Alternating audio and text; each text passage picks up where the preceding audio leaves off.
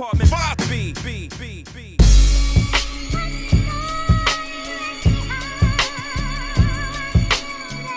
You're now tuned into the Apartment 5B podcast, where we chop it up about hip-hop, R&B, sports, love and life. Hosted by Kill.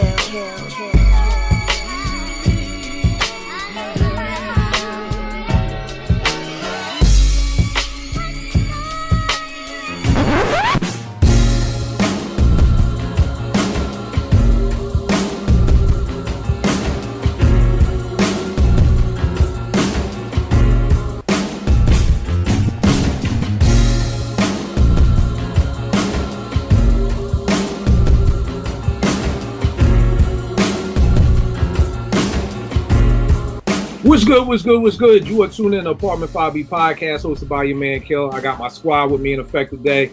My brother from Morgan, this dude was the plug. If you ever hear me talk about the Source magazine, it's almost like this nigga's Maddie C. Like the Source to me begins and ends with Kel. While we was at Morgan, this dude always had the first issue of the Source. I don't know how he did it, but he did it. Kel, what's going on, good brother? What's up, fam? It's always good to see you, fam. Everybody, what's up? Hey man, you got something on your hat, man. That's right.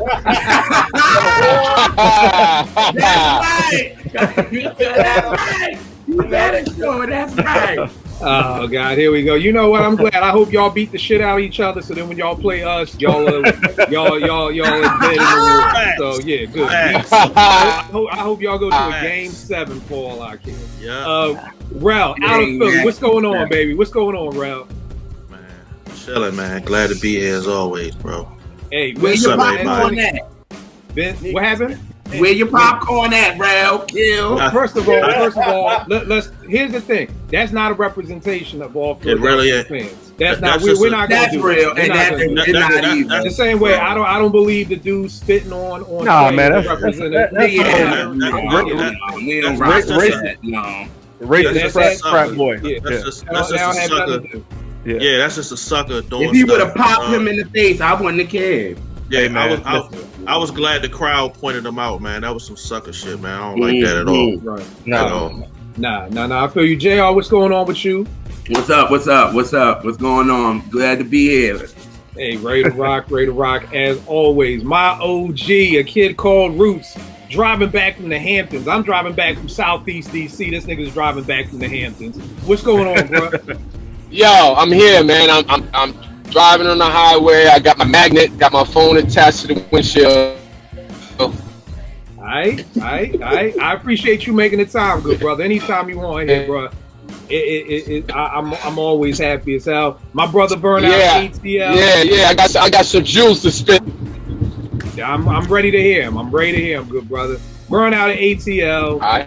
What's going on, good people? Hey. Like I said, I'm just waiting for y'all to beat the crap out of each other, and then y'all come see us down the road. So, that's what it is. Y'all know me. Let's jump right into it. This week, we are saluting, to me, one of my personal favorite hip-hop crews ever. Truth be told, I don't even know. And Roots may be able to speak on this. I don't even know if this crew ever had a name. You know what I mean? I just knew him as the Hurby Luv crew. Like Idol Makers. Yeah. I got it. The Idol Makers. Yeah. The Idol Makers. Okay, you remember that? Word. That's what it was. No doubt. So the Idol Makers. We talking about Hurby Luv. Yeah. Y'all know I'm old. I need my cheat sheet right here. We talking about Hurby Luv, Salt and Pepper, Kid and Play, Sweet Tea, Kwame, Dana Dane, and even though it was a very short-lived career, Antoinette, I just was listening to I Got an Attitude today. Oh, yeah. That shit still bangs just as hard as back in 88. I forgot about that. Yes, Antoinette was down with that crew. Matter of fact, Vern, let's do this. You intro us in, bro, because this was your idea. So why did you want to salute this crew? Because, man, the music and the groups bring back an era in our lives that's sorely missed now. It was just fun music, and man, we used to dance, bro. We used to party, man. It was, it was good rap. They wasn't splitting atoms, but the music was good, and it's just fun, man. And so I need to salute them because they don't talk about these groups, man. Right.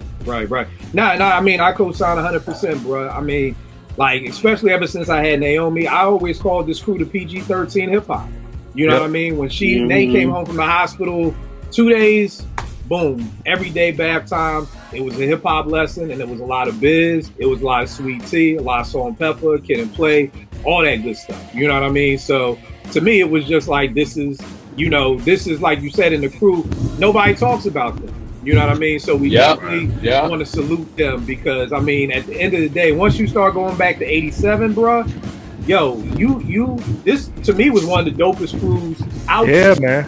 Yeah. You know what I mean? That nobody does talk about. Let's do this. Let's start off with this. When did you first hear about this crew, the Idol Makers? When did you first hear about, Hurby Luv and Salt and Pepper? Like, I know for me, and I'm sure Roots growing up in Queens will be a much different story. Like, I just remember Salt and Pepper, Hot, Cool, and Vicious. And like, I remember the 12 inches. I remember Tramp. I remember the 12 inch for I'll Take Your Man. I remember all those 12 inches, and me being a liner note junkie, it was always like, oh, produced, and it would always say produced by the super producer, and it was spelled PRODUSA, producer, Hurby Luv or whatever like that. So I started seeing that name, and you hear her say things like Herb here and there. Then I heard Kid and Play, started reading the liner notes of those 12 inches, Do This My Way, Getting Funky. You see, and then the names just started coming together. So for me, it started with Salt and Pepper. Roots, why don't you tell us something about Queens? I know you got a whole different philosophy being from Queens and knowing so many people. For me? Yeah, Roots, it's on you. Like, when's the first time you heard of this crew? Man, you don't even want me to get started, man. Nah, get started, good brother. All right. That's why you here. All right, so yo, I got an older brother, right? My older brother named Chip. He went to St. Gabriel's, which was a Catholic elementary middle school, right?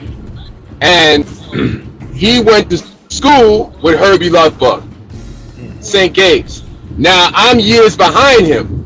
I went to school with Steve Azor, who is Herbie Azor's younger brother. So me and Steve are the same age. We went to St. Gabe's years after the older brothers. So I hate to talk about this because now I'm going to show my age and shit, but Herbie my brother was obsessed with AFX cars. I don't know if y'all remember that. Yeah, no, and Herbie and my brother used to compete with the AFX cars. My brother would spend all day tuning his AFX cars all day. And they used to race for cars. So if you lost, you lose your cars. And Herbie would come to my house and play all day with my brother till my mother was like, yo, you got to get out the house. and it was the same thing. We would come. So I would beg my brother to tag me along to Herbie's house and watch them play AFX cars. Fast forward, my brother ended up going to Queensborough College, right? And Herbie went to Queensborough College. And they joined some fashion shit. They were on some fashion club shit, doing modeling. And Herbie was dating Salt, who was known as Cheryl, right? And they did some project for class. It was some shit like you had to do. Everybody was doing something else for the class, but Herbie's concept for the class was like, I'm going to do a song. And in his group was Cheryl and Sandy, right? And so they did the showstopper, which was basically an answer to Slick Rick and Dougie Fresh's record. But what happened was that record, it was so good and everybody in the class loved it. They pressed the record, and the rest is history. That's how that whole shit started. So that's early 80s, you know what I'm saying? But I was there, I witnessed the whole shit, and then ironically, me, Steve, Kwame, we went to St. Gabe's together. You know what I'm saying? And Kwame was always talented, man. Kwame played the drums. He could play a little guitar. You know what I mean? And we used to walk home from school and go in his basement, and he laid out the cardboard. We had a refrigerator box, and we opened that bitch up, and I would be breakdancing, he'd be cutting on the turntables. Then my man B Flat would be breakdancing, and I'd try to do the turntables, and Kwame would be on the drums. And that was the start of Kwame shit. You know what I mean? So that's my first experience with that crew. Hey man, side note, if you got time, check out he had a 2-piece episode on Questlove. I learned so much about Kwame off of that mug, man. Yeah. Yeah. All right, no Kwame- doubt, no doubt. Hey, What you saying, Kwame was obsessed with Prince, and he loved Slick Rick. He loved Prince, and he loves Slick Rick. If you study his first album, you could see the influence of Prince. That's why he had the whole crew. He had that girl. He had Money from Philly, right? And he had my man D Sharp. He had Peekaboo the dancer.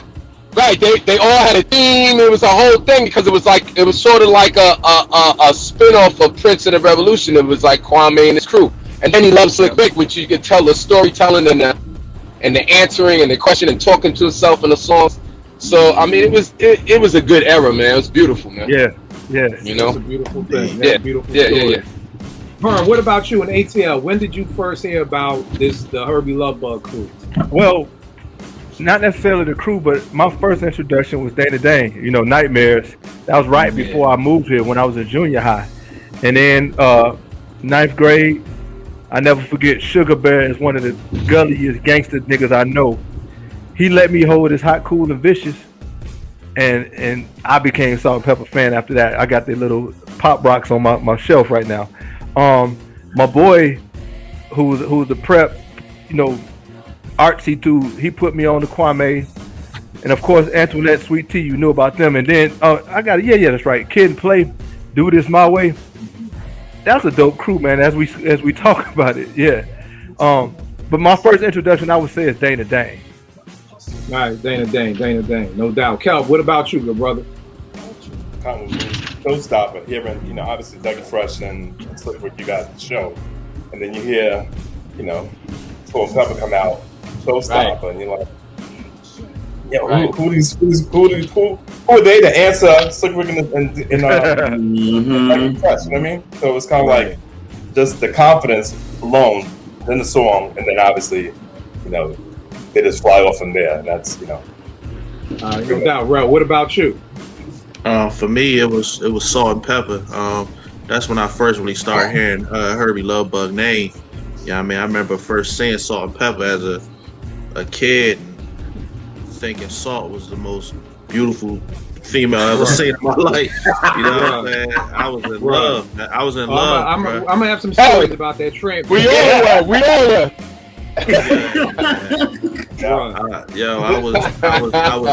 I was on her top from the beginning. You know what I mean? So that's how it started for me. And then, once we get further, like Kid and Play.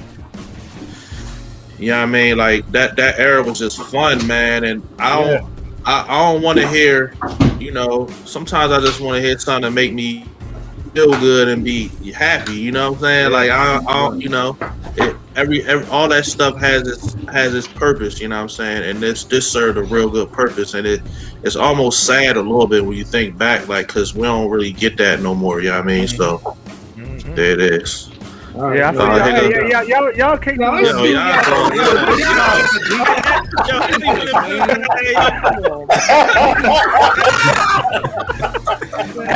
Like, where all these Knicks niggas come from, man? It's heavy.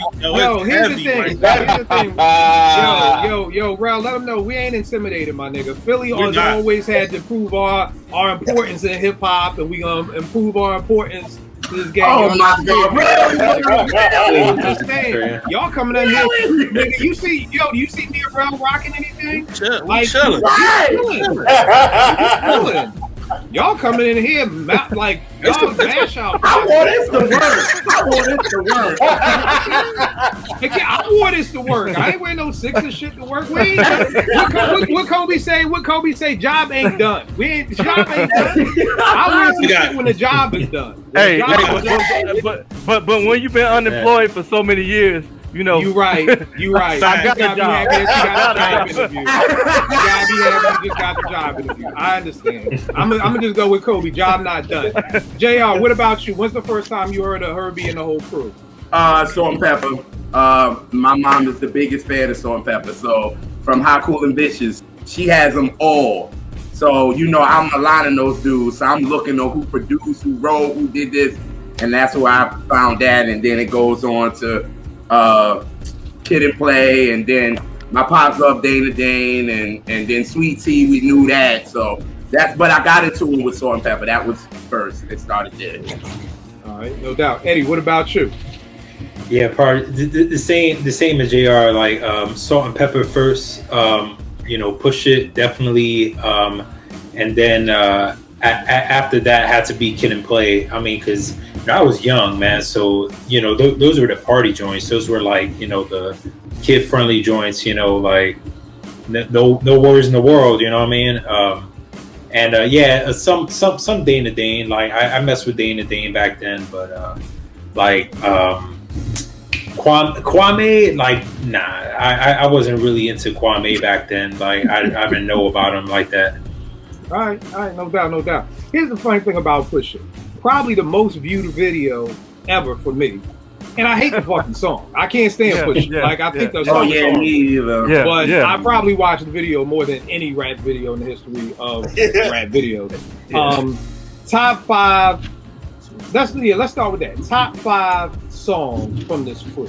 Woo. For me, I got Getting Funky, Kid and Play. Yeah, man. I remember coming home from school, seeing the video, and the video was just so dope. I mean, the video was being on the block party.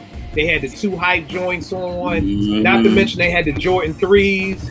The white ones and the black ones. Oh my god! Yeah. I think Kid. Oh man! I think Kid had one of them. In fact, I was just rocking mine today. Kid had on the white joints, and then I think Play had on the black cement joints. Yep. And it was like, yo, anybody who rocked these, man, when 3 Times Dope had these on the cover of Greatest Man Alive, it was like anything that had the 3s on it, I was good to go with. So definitely Getting Funky. Right. The next one, Nightmare, Dana Dane. I mean, this was around the time, and for people watching who are younger, this was around the time when you could do things where hip hop was still fresh, and you could do things like, taking a whole the sample from the Munsters or the bass line from the Munsters. You know what I mean? Like that was right up there with, Jazzy Jeff and Fresh Prince taking I Dream the Genie, For Girls Ain't Nothing But Trouble. Like, yo, just the whole Nightmares thing was just dope for me. I got an Attitude by Antoinette. You talk about a one-hit wonder light. But yo, I got an Attitude by Antoinette. The way her freaked them and pieced the Prez drums, and Antoinette just crazy. I mean, dog. Crazy. Next joint, I got The Man We All Know and Love by Kwame. Yo, that joint, I remember seeing that and just being like, yo, this is the dopest shit ever. You know what I mean? When he did the whole sweet thing part. Yeah. Let me guess. And you talk about Saul, I'm like Saul, Cinderella was in that video. Yes, Spin was in the video. That's what I like. Spin was in the video, man. Yeah. So The Man We All Know and Love. And it's funny because I had the high top fade and I wanted to get it dyed in the front like Kwame and Mars was not having it. And that's not no shit. You can't sneak that shit in the crib. You can't sneak your whole hair. I snuck an earring in. I snuck some things in my mom. You can't sneak the whole dye job in the hair.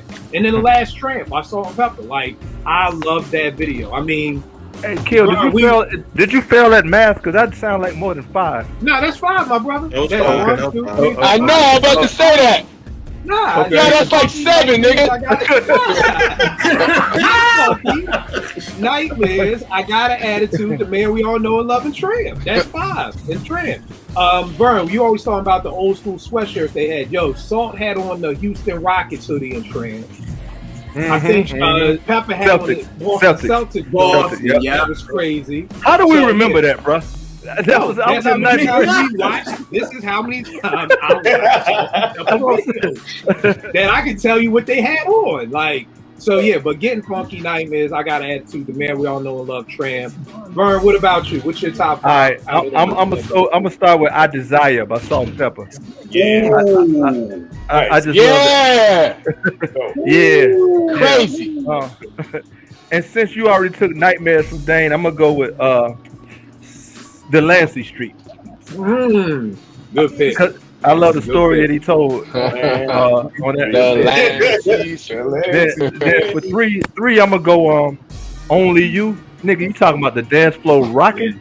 Yo, To that whole second album is slept on. To me, that's a 5 mic classic. That's a 5 mic classic to me. That second Kwame album. Yep.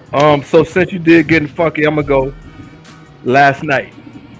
Last night, Yeah, man. I want to talk about. Oh yeah, that shit was hot. I'm gonna put an asterisk on Last Night because I was listening today and I was like, yo, how the fuck that just happened? But we gonna talk about it. and then for 5, I'm gonna go It's My Beat, Sweet Tea. Ooh, yeah, yeah. Woo, that's my shit. I was just about to say that.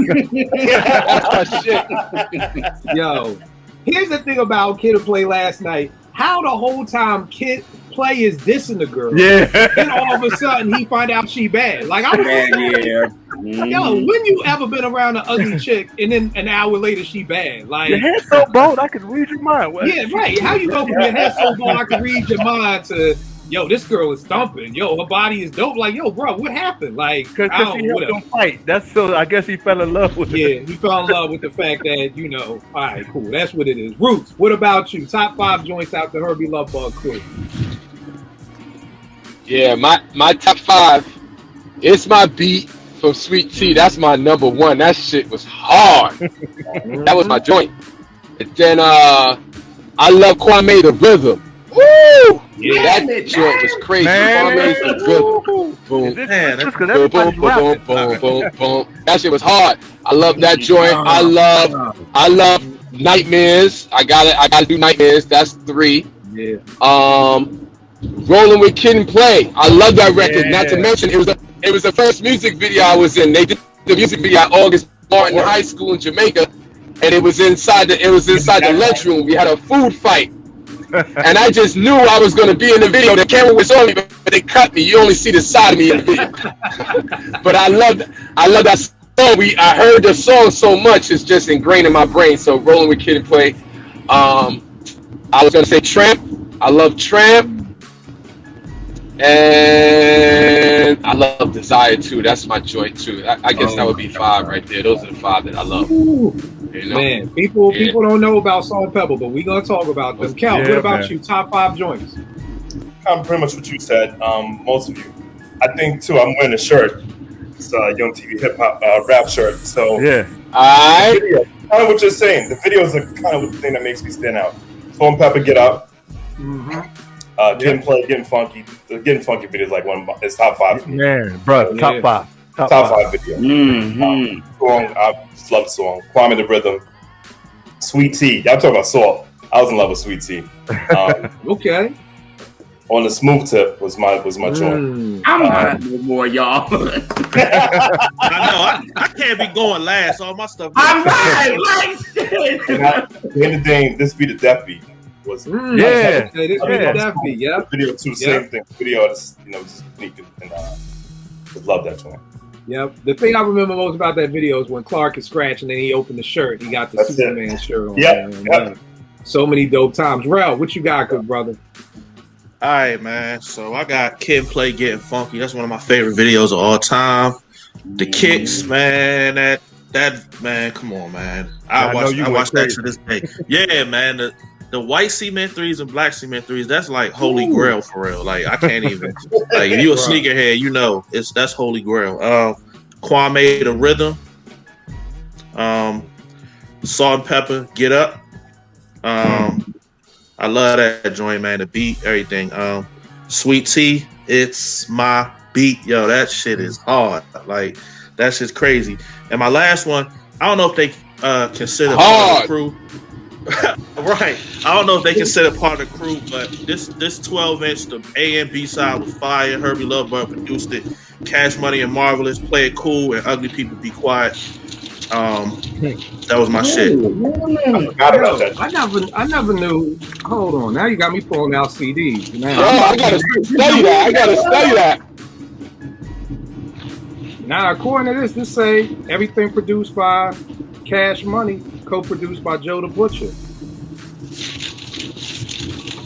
And this is the joint, so I don't know. Because I was like, damn, that'd be news to me. You got that Herbie did that. He did Play It Cool. And he did Play It Cool, yeah. All right, no doubt, no doubt. You talking about? Pause for the sneakerheads for a minute, bro. You talking about Holy Grail, bro? I just got these, man. These were my Holy Grail. How much you paid? 1,200? Not 1,200. I'll tell you that. Not 1,200. Man. But this is my grail. This is my grail. We gotta talk offline, bro. This is one of those sneakers I was like, I'm never getting a pair of these. Man, yeah, we'll talk. Okay. JR, what you got, brother? I got Getting Funky, one of my favorite videos. I love that video. From Dana Cinderfella. Salt and Pepper, I'm gonna have to do Doper Than Dope. Man. And with I'm trying to think with Sweet Tea because y'all threw mine. I'm gonna have to say Show and Prove. Okay. And then with Kwame, I'm gonna say The Rhythm. All right. Can't be mad at them. Eddie, what you got, brother? I gotta go. I'll go with Tramp, Salt and Pepper, Nightmares, and I'll say Nightmares and Cinderfella. I mess with those. Rolling with Kid and Play. And you know, I didn't mess with Kwame like that, but the rhythm was dope. I can't even front on that. So Can't front on the rhythm. Yeah, no. Rhythm was crazy. Yes, All right, man. let's do this. Dopest album out of this crew. Okay. For me, my dopest album, Okay. Hot, Cool, and Vicious, man. Yeah. This joint right here. Yeah. My favorite album. I mean, 5 mics to me. Push Yeah. It, Beauty and the Beat, Tramp, I'll Take Your Yeah. Man, It's Alright. Chicken on the Side. Come on. That Desire, God. The Showstoppers, and my mics sound nice. What album is that? That one. That's how the Hot, first Cool, one. Hot, and Cool, and Vicious. Good gracious, that's man. That lineup is Yo. killer. Yes. But the crazy thing is, bro, this is what I'm talking about. Niggas on the timeline all day talking about Liquid Swords, the Purple Tape, Omatic. That's it, bro. This is a 5 mic Bro, classic. name album them songs right again, there. man. What album is that? Which album is That's that? Hot, Cool, and Oh, yeah. Vicious. The first That's the one. first one. You talking about Push It, Beauty and the Beat, Yeah. Tramp, I'll Take Your Man, It's Alright, Chick on the Side, I Desire, the Showstoppers, and my mic sound nice. Every song on the album is killer. Every song. Damn, Yeah. Chick on the It ain't side. no I forgot about Chick on the side. Damn. It Bet ain't no you got a skip. chick on the side. Sure, you got a chick. I know. I know you got it. Let Yeah, me it ain't no explain skip. something. Everybody watching this right now, go listen to this. Yes. Like not now, like Fife said, not now, but right now. If you never heard this song, this album, go listen to this.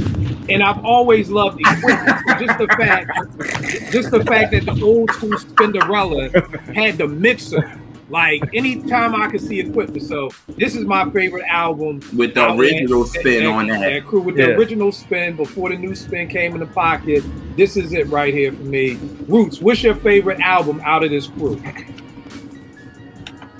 Yo, I was already convinced I was gonna say Kwame, Boy Genius, but then after that whole spiel you just said, it made me be like, oh shit, he's right. Nah, I saw Pepper first album, so it's crazy. Yo, God damn, I forgot that all them joints was on there. I know, me Right. too. Yeah, that And you here's can't the deny crazy that. part. That shit might be the best album out that camp, yo. Good, great. yo, here's the crazy thing: the 12 inches, every Salt and Pepper 12-inch. We ain't even getting to what I'm gonna talk about with Slept On joints. We Let the Rhythm Run off the Color soundtrack because that was fucking bonkers. Like, yo, there was a time when Salt and Pepper. What's the other joint? MCs. Damn, it'll come to me. Oh But, yeah, I yo, know. They got Yeah, I know what you're talking about. I'm gonna figure out the name of it, but yo, Let the Rhythm Run off the Color soundtrack, bruh. Salt and Pepper could do no wrong. From literally Damn. from like 86 They were killing to 89. Yo. Yep. Somebody say kill? Oh. I said they were killing it from that. Yo, I mean, yeah, even longer. Yeah, that's but what I was just about to say. The 93, Yeah. Well, I'm saying after a while, I did fall back from Salt and Pepper after a while. You know, I'm calling it album-wise. Oh, yeah. Because at a certain part to me, I know JR, but at a certain point, it was a little more pop, like let's. Oh talk about yeah. You know, but hip hop. Right. I'm good money with. Yeah, hard. Good money with. You Right, know what yeah, I mean? Like, I got you. No doubt. All right, so Roots is going with Hot, Cool, and Vicious. Rel, let's get to you. I don't want to save you till last. What you got, Rel? What's your favorite joint? Too Hype Not mad at that right there. was my favorite, man. Fun album. Yeah, man. Good album, man. Fun. Yeah, I can listen to it around my mom's. You know what I mean? And, you know what I'm saying? Like, I won't get in trouble. That's important, though. That's important. You know one of the favorite things about albums I used to love was the back covers. And if you check out that back cover again, you see the cement threes. Come on, man. You see the white threes. You see the whip. Come on, man. The chicks in the back in the day, that they dancers was called the bad dancers, the body action dancers. That was the name of Kid and Play's back. You know what I mean? These were back in the days when you could have a Volvo and that was the shit. You know what I mean? Yeah. So again, you know, a Jetta. Right. Man, please don't even get me started on the Jetta. Cal, what's your favorite album out the crew, man? You know, I was gonna say Too Hype as well, but you said Hot, Cool, and Vicious. You ran on the spec list. I got to go with that. I can't argue with that. Yeah. Now here's the thing. I want to show some love to Too Hype because the thing about Too Hype that's dope, and I wrote this down. You can't deny Kid and Play. Kid and Play had a 4-song run that is undeniable in hip hop. Yeah. You know what I mean? Oh, We're starting off with Last Night Changed It All was crazy. Let's just put that out there. Yeah. Crazy. Do This My Way. Yes, sir. Bruh. The drums. Yeah. Oh my God. Yeah. The video. Bruh. Crazy. One of the ill moves I could do back in the day when I was a dancer, when Play could do the little jump over your leg. Oh yeah. We all was trying to do that. Nah, nigga. I'm 47. You do it now? I ain't doing it now, nigga. I ain't getting back up off the floor, bro. If I try to do that. Then you go to Getting Funky. And then you end with what Roots talked about, Rolling with Kid and Play. That's a 4-album run. That's a 4-song run that most people didn't even have in hip hop. And keep in mind, I think with the exception of Last Night, 3 of them were videos. That's a fact. Yeah. That's again, we didn't get a video for Raw from Kane. Right. We didn't get a video. We got Ain't No Half Stepping. That's the only video we got off of Long Live the Kane. Yeah. You see what I'm saying? So Kid and Play had a dope 3-album run. So when people talk about Kid and Play, I don't do the one-hit wonder. Not with this. This ain't no one-hit wonder. This is dope hip hop right there. Kel, you went with Salt and Pepper too. Eddie, what you got for your favorite album out the crew? You know, I'll put it like this. Salt and Pepper is probably, that Hot, Cool, and Vicious is probably the best, but my favorite was probably that Kid and Play, because I remember, you know, I had my older cousin, so, you know, he was into it, and he was trying to teach me the dances and stuff, and I was totally uncoordinated, but, you know, there's memories behind that. It was fun. Yeah. It was dope. No doubt. And JR, what you got for yours? I agree with y'all. The best one is Hot, Cool, and Vicious, but my favorite is Black Magic. Yeah. Okay. Magic was hard too. Yeah. Mm-hmm. That is my favorite. For real, because he started writing and stuff and all that. So they got they pen a little bit, and Spin was producing a little bit. So all right, tell me this, y'all. Give me a slept on album. What's the slept on album out of this crew? For me, my slept on album is Tea Time by Sweet Tea. This joint right here, I don't know why when we talk about female MCs, nobody ever mentions her name. I feel like it starts with Lauryn Hill and it just goes on from there. Like I sometimes feel people don't even give Light the credit she deserves. Lies sometimes get the credit. I get it, but Sweet Tea, yo, let's look at this. On a smooth tip, let's dance. I got the feeling, nigga. I got the feeling. that's my workout. It's my beat. As the beat goes on, y'all, it's like that, y'all. Then here's the sleeper. Why did it have to be me? Why did it have to be? For the kids at home who don't understand, there was a time in hip hop where you had hip hop slow jams. Okay, so Heavy D had "Don't You Know," which is one of my favorites. You know what I'm saying? Most people say LL's "I Need Love." I hated that shit. I always hated that shit. I ain't even gonna hold you, but Heavy D's, Don't You Know, and Sweet T's, Why Did It Have to Be Me? This was a legit slow jam, y'all. This was a legit slow jam. She had the video for it. Incredible album, incredible MC. She came back on the scene for a second. I think her name was Under Star off the show soundtrack, and she had the joint called "What's Up, Star." Yeah, that joint was fire. That joint was fire. That was crazy. That was crazy. That was Sweet Tea back at it. But this is my slept on album that I feel like nobody talks about. Roots. What do you think is an album that nobody talks about when it comes to this crew? I think, it's funny. In New York, when Kwame's second album came out, it kind of slipped through the cracks. Yeah. But people in Philly, they were loving that second album.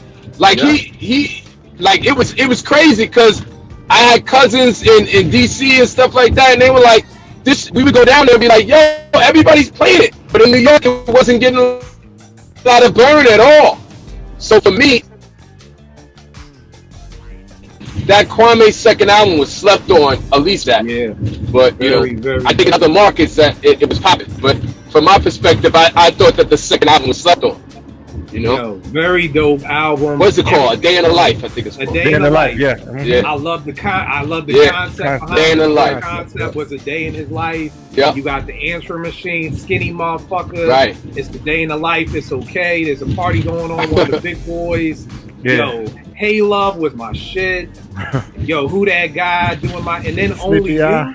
Yo, man. Only You on. Man, come on. Only You. If you my age and you play Only You and you don't smile, nigga, you the feds, nigga. I don't trust you.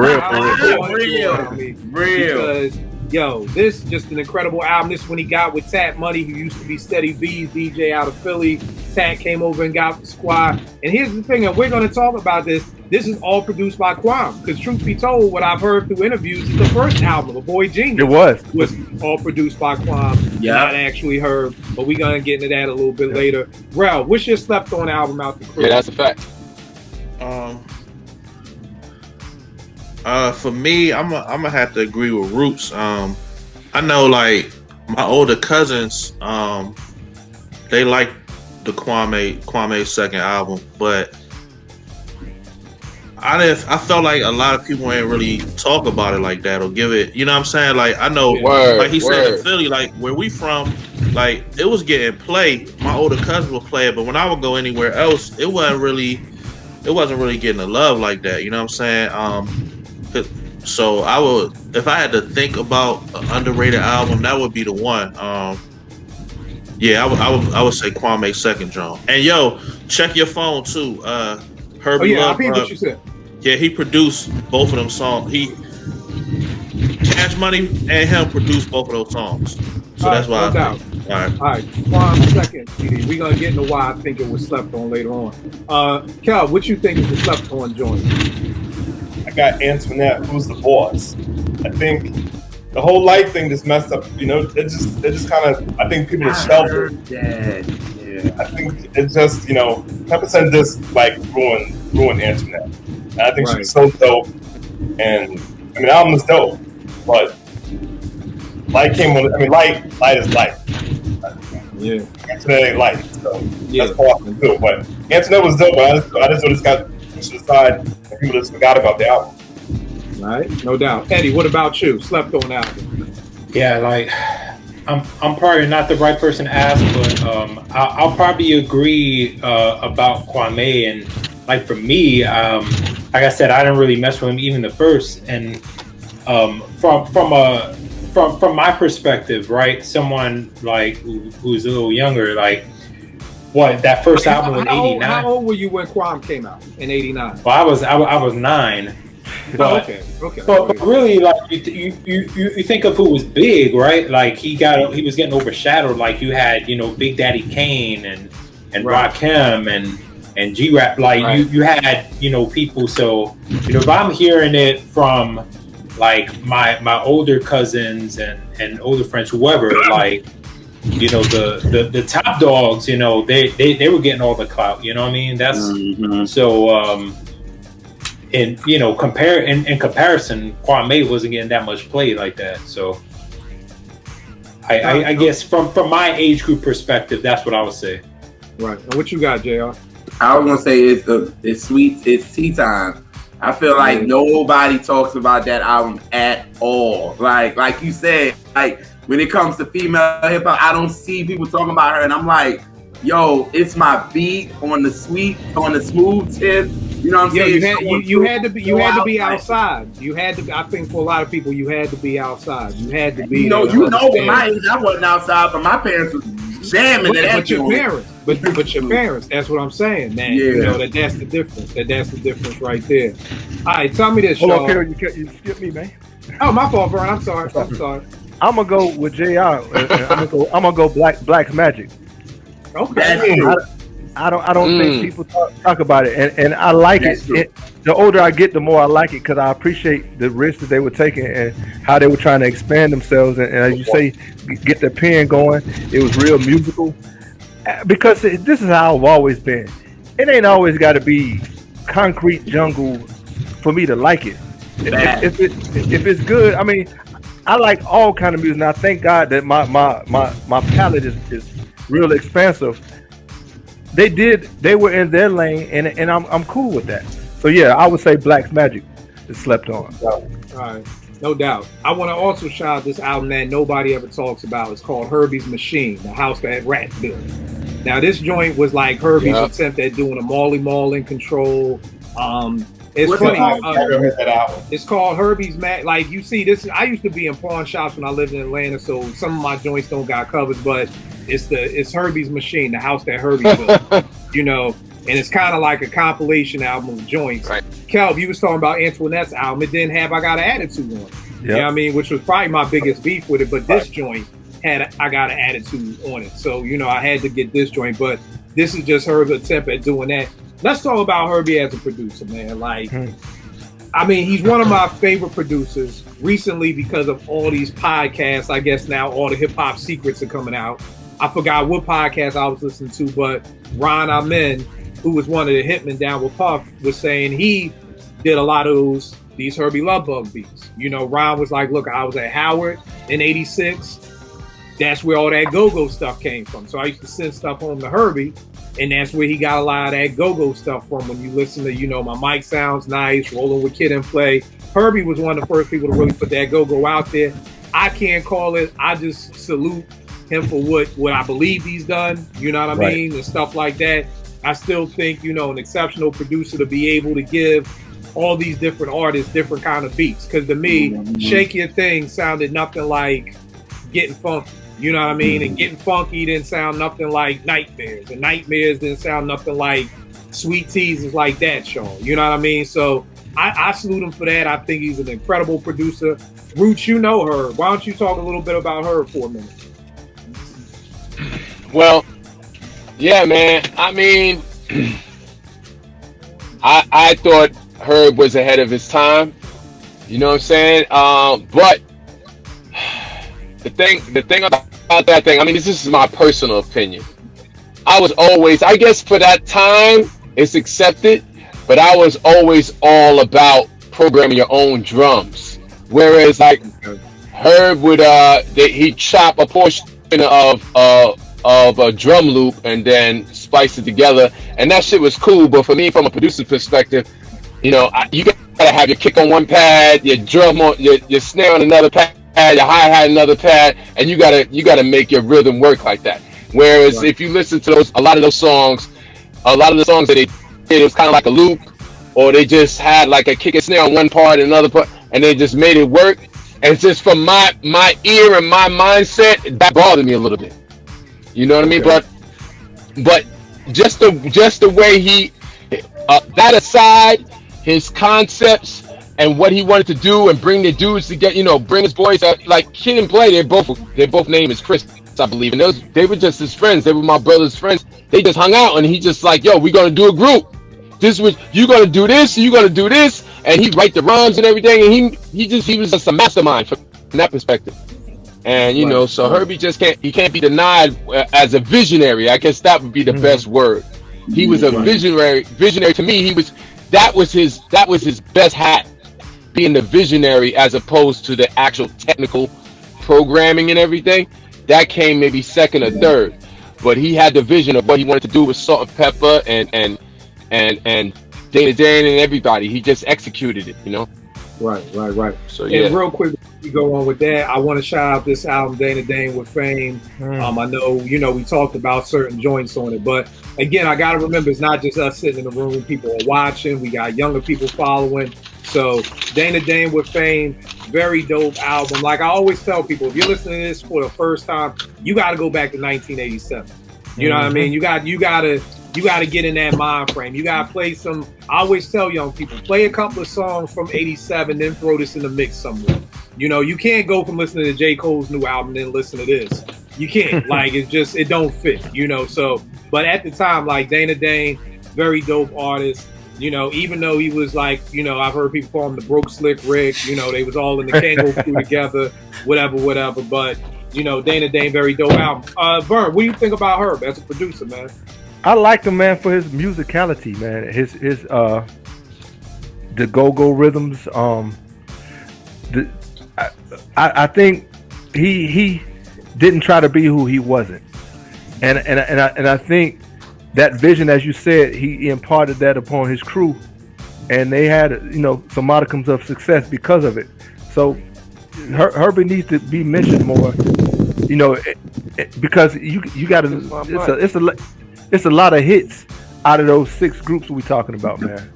So it has to be something to be said for that. A lot of hits. Cal, what you think, bro? I agree with Vern and Roots too. I mean, I think, especially if you look at today, you have sounds, you have different. You can tell producers back then were trying to craft their own sound, and Herbie got his own lane. It was different from Marley, or I know how you feel about Marley, but they're from Marley. No, I don't got no beef with Marley. Or Eric Sermon, or whoever. Just a different sound from back then. So I think he crafted his own thing. You knew the groups that he worked with.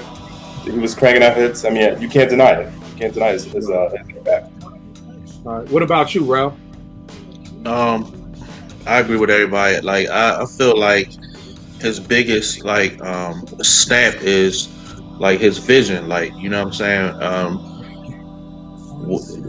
the plan and how he mapped everything out, what I'm saying, and a lot of the stuff that he did with those groups and stuff have been copied later on, what I'm saying. So I feel like while he was a good producer, for me in my mind, it's like Ruth said, he's just a visionary and deserves the respect, and for that time, like that just brings back like good memories for people. I know I was a little younger than a couple of y'all, but I remember it. It was a good time. It was fun. What I'm saying? So yep. I feel like we owe him that respect for that moment in time that he gave us. What I'm saying?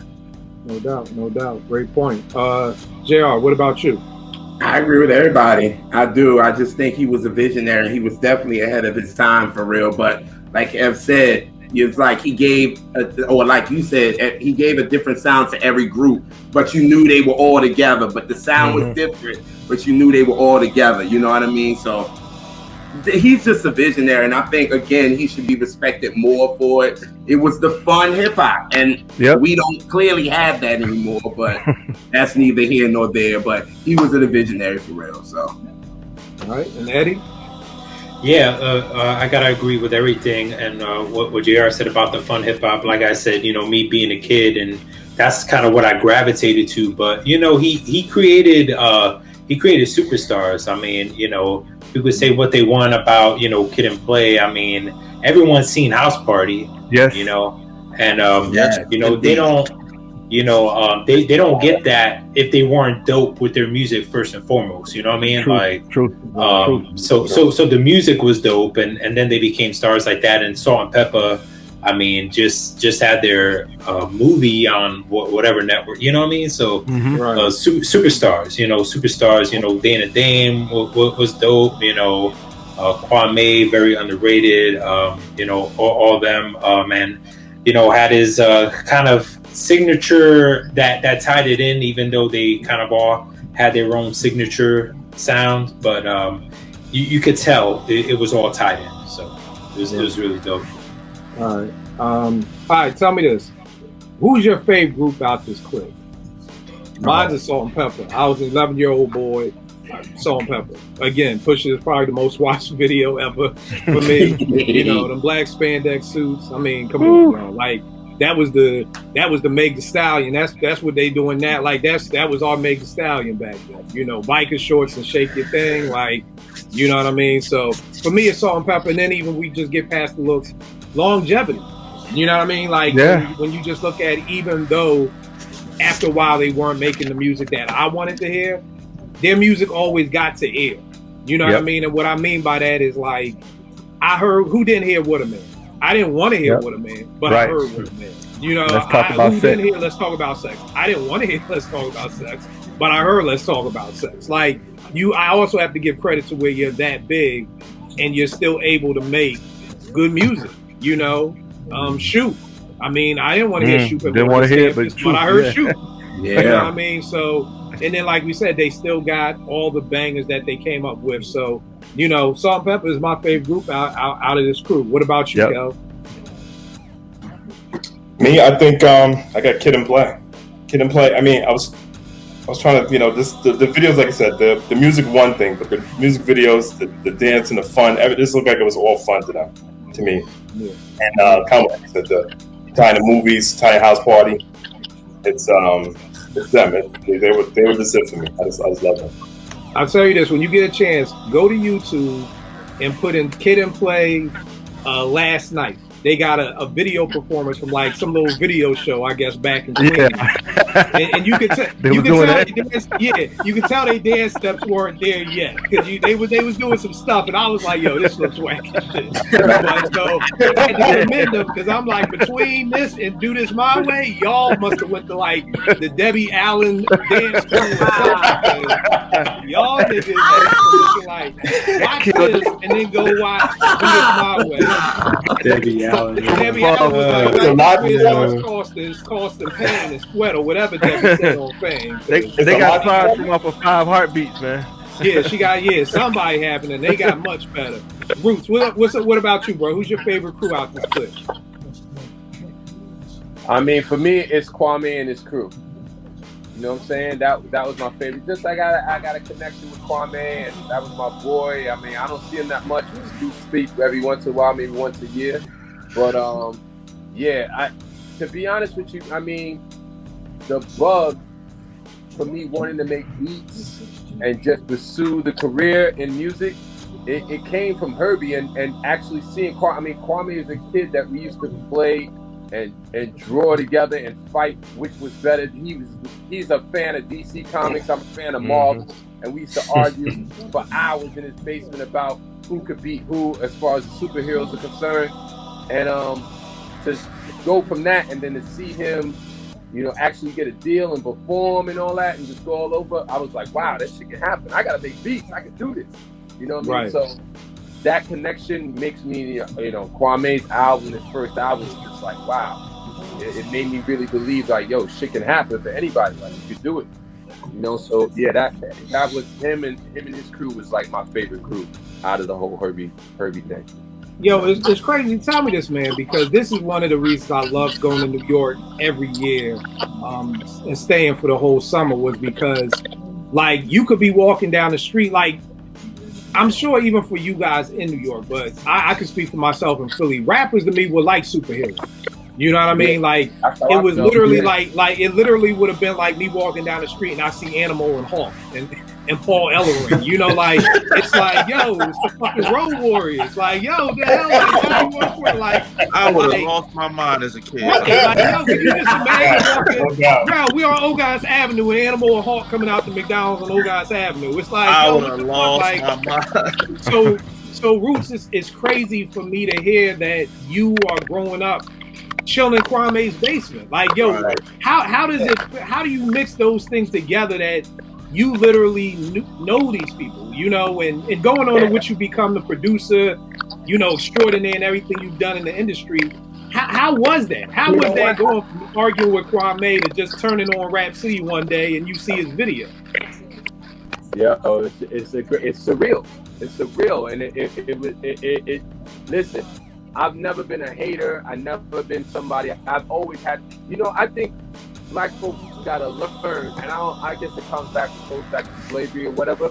But black folks gotta learn to look at themselves in another person. I think that's our biggest problem as a community.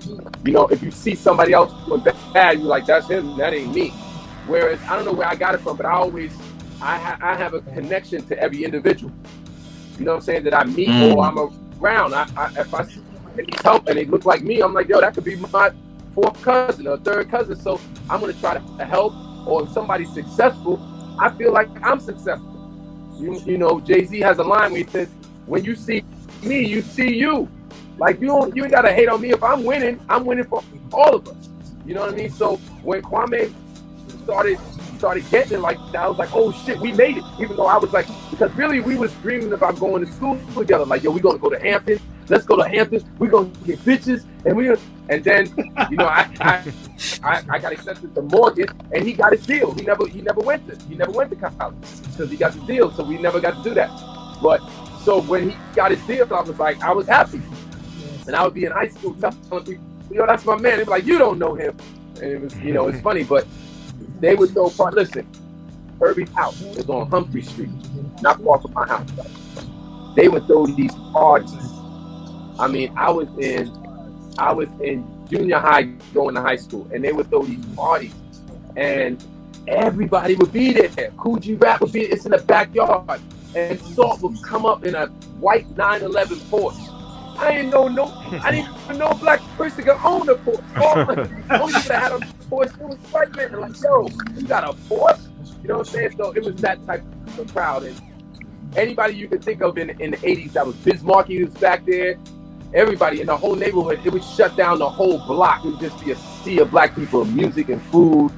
And just to see all those artists from the music videos, from music box on the block in the neighborhood, it made you be like, oh my God, this is real. It can happen. So that's where the bug happened for me. I went into college. I was like, yo, I got to do music. You know what I mean? That's why I met you and, you know what I'm saying, Bezo and Shadi. You know what I'm saying? We started doing music. So just seeing those people and seeing what happens is when somebody looks like you or somebody's from your community becomes successful, it really can help you. It gives you the boost. It gives you the fortitude to believe that it can happen for you too. So seeing Kwame and Herbie and them do that instills me the drive to try to get a piece of it, you know?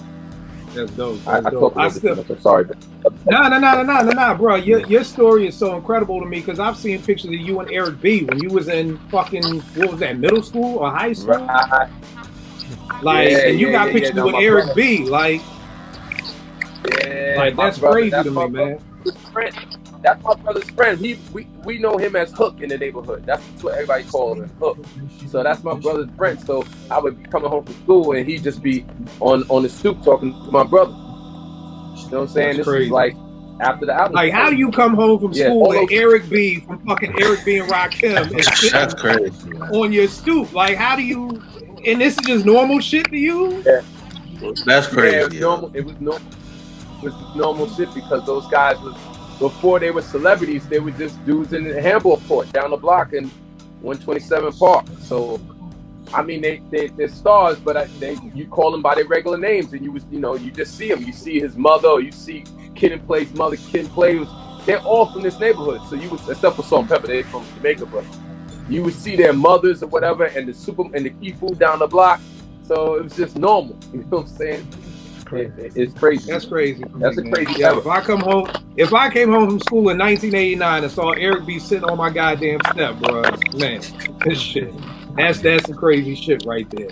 All right, so I done lost focus from where I was. I don't even know what the question was. You asked who's your favorite Oh, who's your group favorite? in the group? All right, Rel, who was your favorite group out the crew?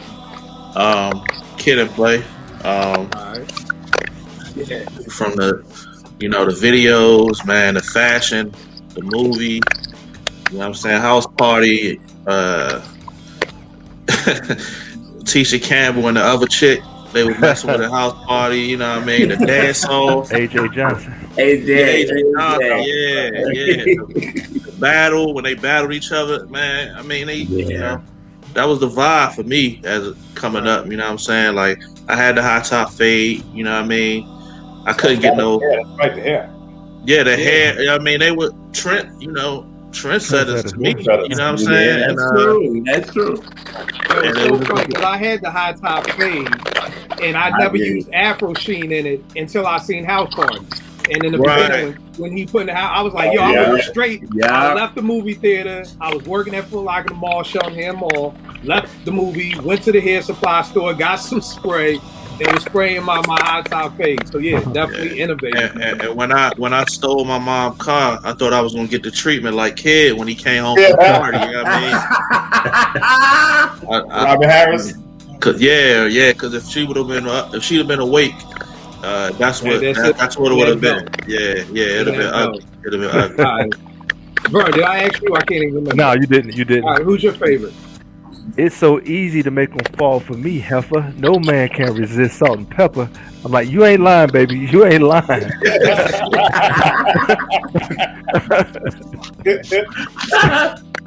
I feel you. Cal, did I come to you?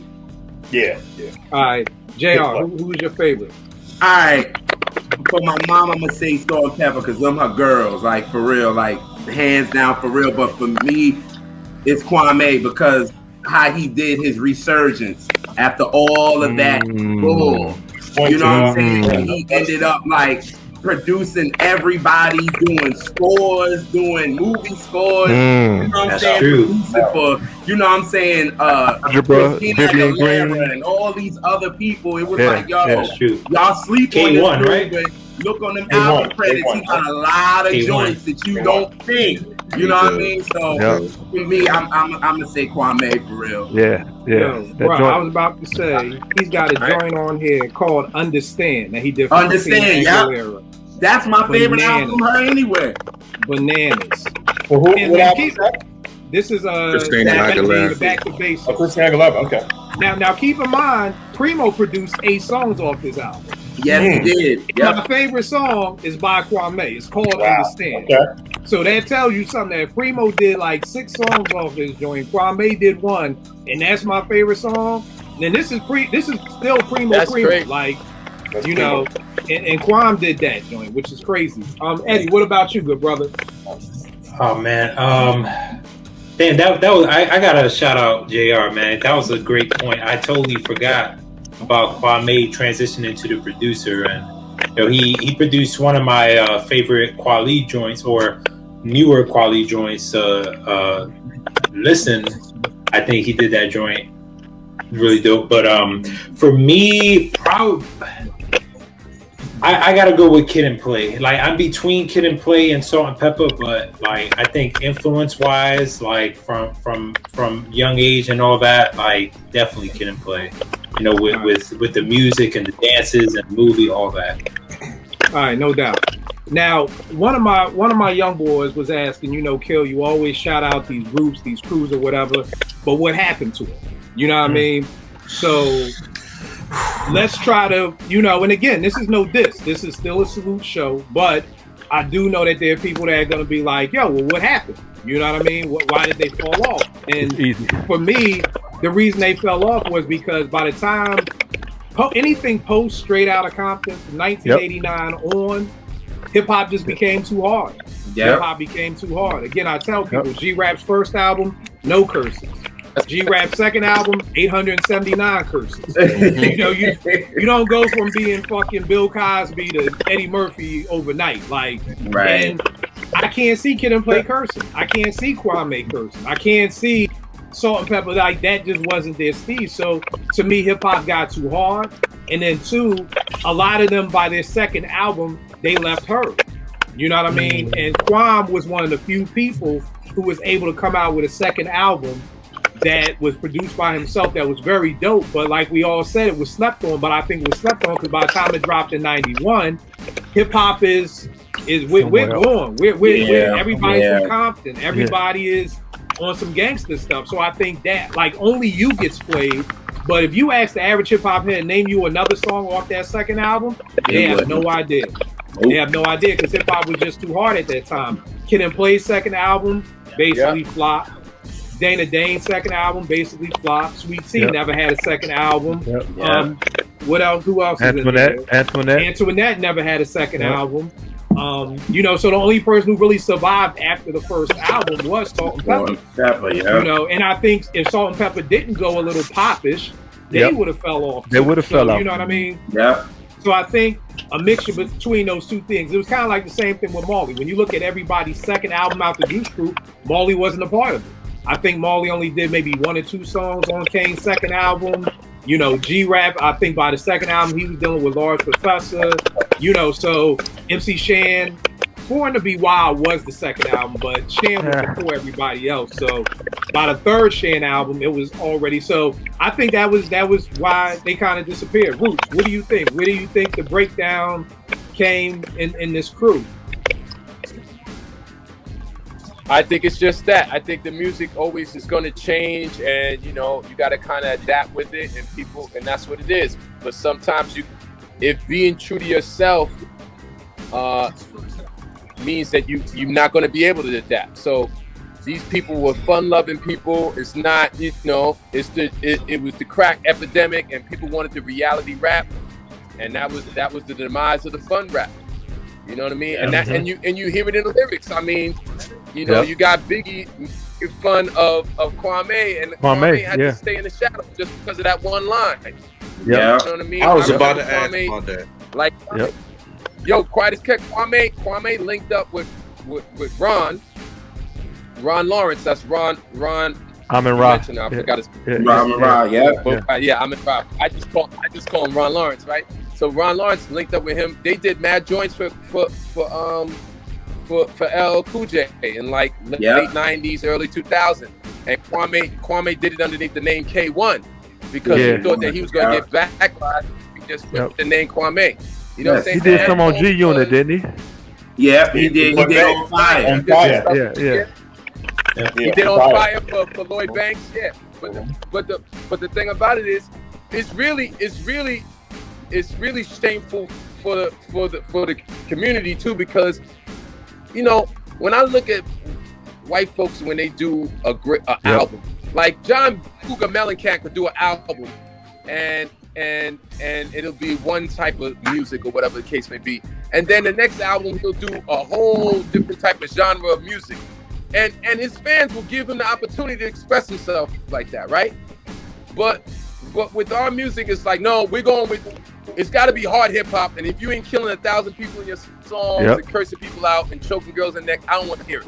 You know what I mean? But why can't we have simultaneously this cookout, fun-loving music and also have the street shit? But you know, honestly, if it asks me, it's because somebody else dictates what the narrative and what our narrative is, instead of allowing us to have different facets of the music at the same time.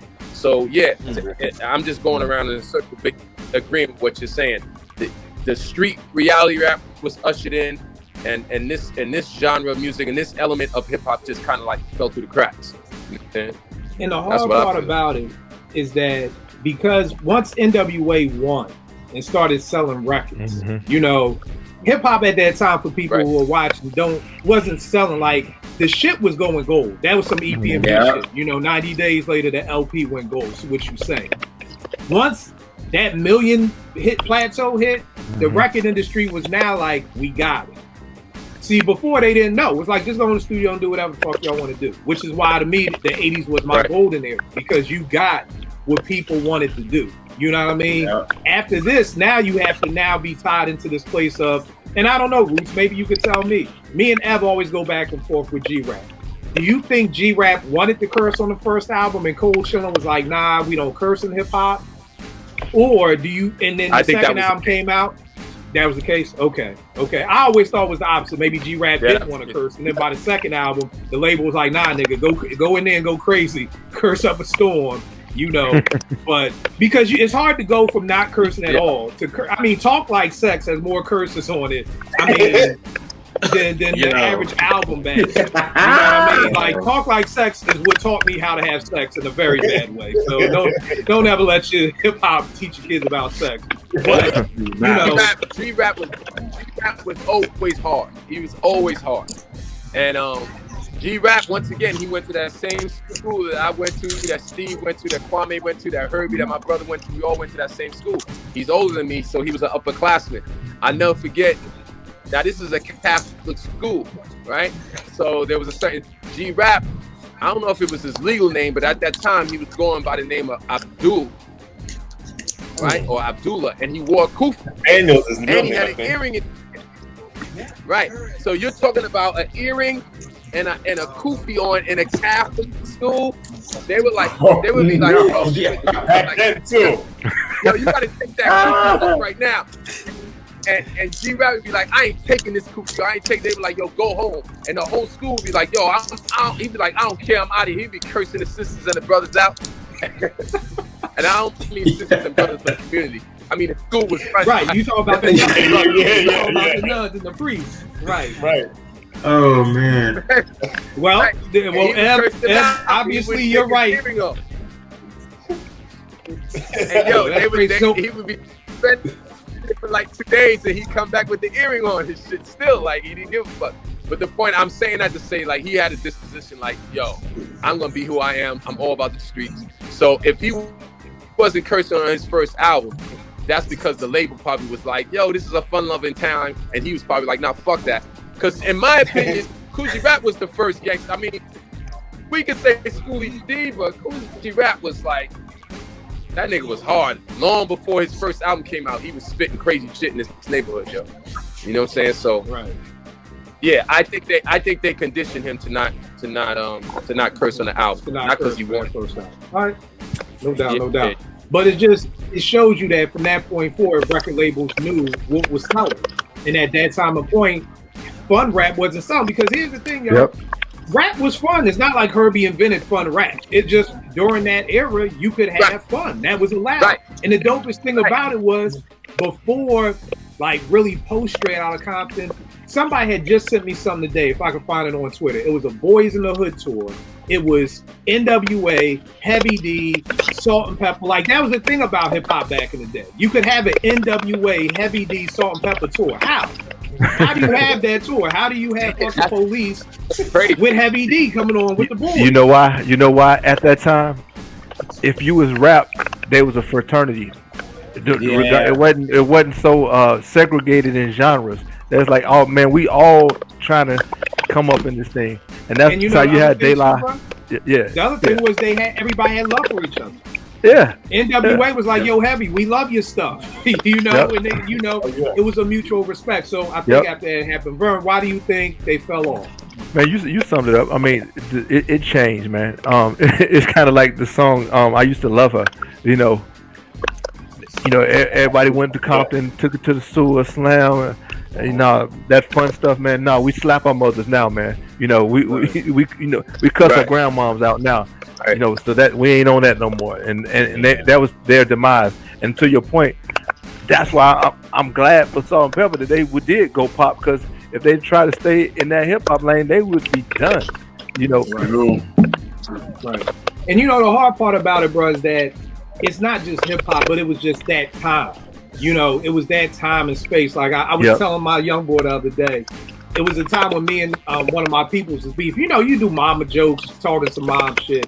I went too far with somebody once, and I didn't realize his older brother was like the neighborhood Debo or whatever. You know what I mean? So this nigga was looking for me, and I was finding new ways to get home from school every day to avoid this nigga. Because I'm in 8th grade, so I'm like 13, and this nigga's like 18, like, and he like is a real nigga, like. So I'm trying to find new ways. He knocked on my door, and my grandmother answered the door, and they was like, "Yo, where Kill at?" She was like, "He's not here." He was like, "Yo, let him know Tree looking for," and he left. His last name was Round. So he's like, "Tell him Tree looking for him," and he left. And I'm thinking about that now.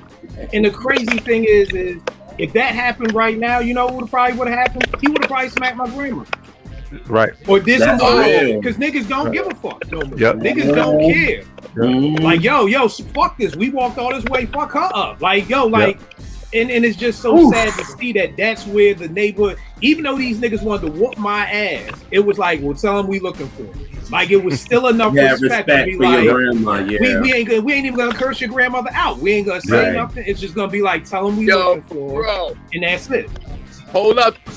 I don't remember the name of the artist, but there's a rapper in Chicago. He got beef with these other rappers, and they were looking for him. They caught him to the grandparents and killed his grandparents. Yeah, they burnt down the house. They burnt the house down. That's terrible. These niggas took a casket out of a funeral, bro. Yes. Yeah. Right. That's crazy. Yo, but this is what I'm talking about. That it's not just hip hop. It was just the culture in itself. Like Root said, yo, you burnt down somebody's house with their grandparents in it over some rap beef. You know what I mean? So just to say, like, not just was, hip hop is just the streets are out of control and everything like that. Kel, what do you think? Same thing with why they fell off, or? I think partially, but I also think too. I think you gotta look at, obviously we've all said it during this. We haven't really talked about, in the previous shows, we talked about bars, lyrics, how lyrical they are. Good point. None of these artists were as lyrical as, some. None of them are in our top 5s, or top 10s, maybe even top 20s. That's real. Right. I think the emphasis on lyrics around the time, talk about early 90s, mid 90s, all these spitters out there. I'm thinking too, is like, they're not able to keep up with them and compete. So I think a lot of that has to do with it too. Right. That's a great point, because the Kid and Play were not going to kill in no cipher. Like, they were not going to shut the cipher down. They weren't going to bar you to death. That. Yeah, that wasn't gonna happen. So great point too. Ralph, what about you? I mean, y'all pretty much summed it up for real. I mean, just the times changed, man, and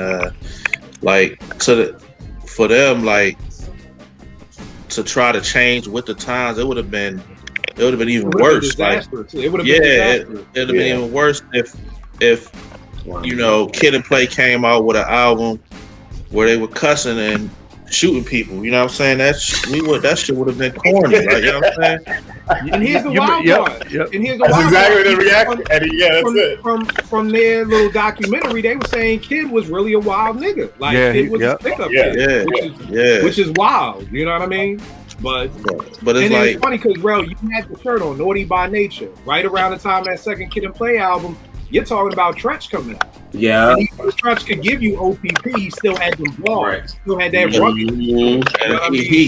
He in a video with a hatchet and goddamn Hernandez chain. So you know what I'm saying? But it's funny, the Biggie line about Kwame Roots. How did he take that line? Like, you know what I'm saying? Like, he talked about it on Unsung. Watch, there's an Unsung episode with Kwame. Okay. Yeah, check it out. He talked about it. Oh yeah. Okay, I always wondered about that. You know what I'm saying? Because that was like that for people that didn't know about him like that and they didn't do the science. They took that and, like, he was just corny. You know what I'm saying? Like, right.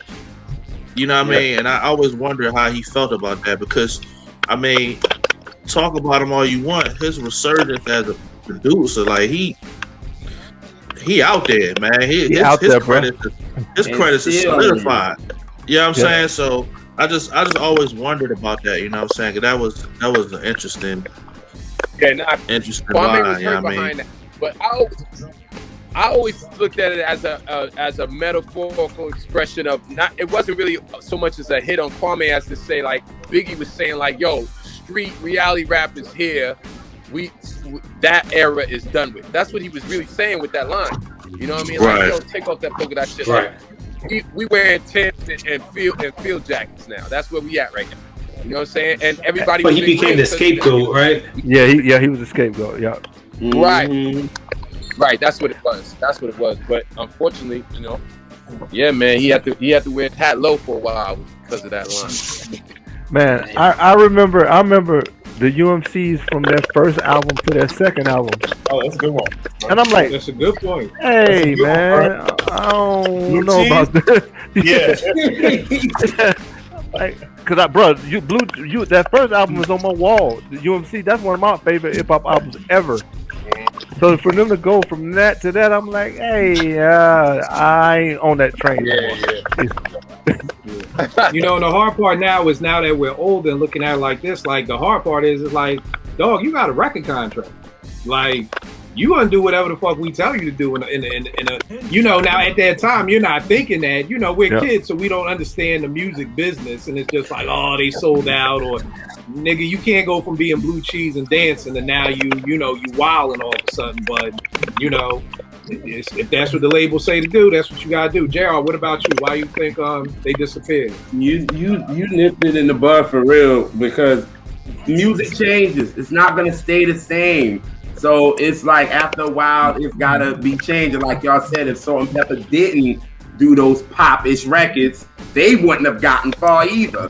They would have been right with Kwame, would have been right with Dan and Danny, would have been right with them. So it's like you kind of gotta roll with the times, and if you don't, you get left behind. So a lot of them did, and thank God Kid and Play did do House Party. You know what I mean? So they got into another realm of stuff. You know what I'm saying? So yeah, it's just the time change. Music don't stay the same all the time. So, you know, I wanted to change now.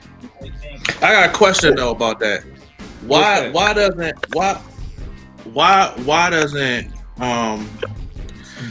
like what other genres, they have like a niche, like, so like for R&B for instance, right? Like you wouldn't listen to somebody like Will Downing now, you know what I'm saying? But it's people that listen to him. You feel what I'm saying? I'm trying to, like, why is it like niche? Oh, he still got his fan base, is what you're saying? Yeah, he still has people like the old heads. They go put on their linen and go see him in concert. You feel what I'm saying? No, you did.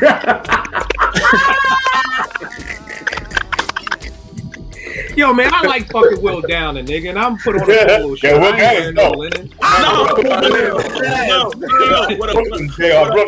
What I'm saying is, like, I got younger, you know what I'm saying? I know what you're saying, bro. Yeah.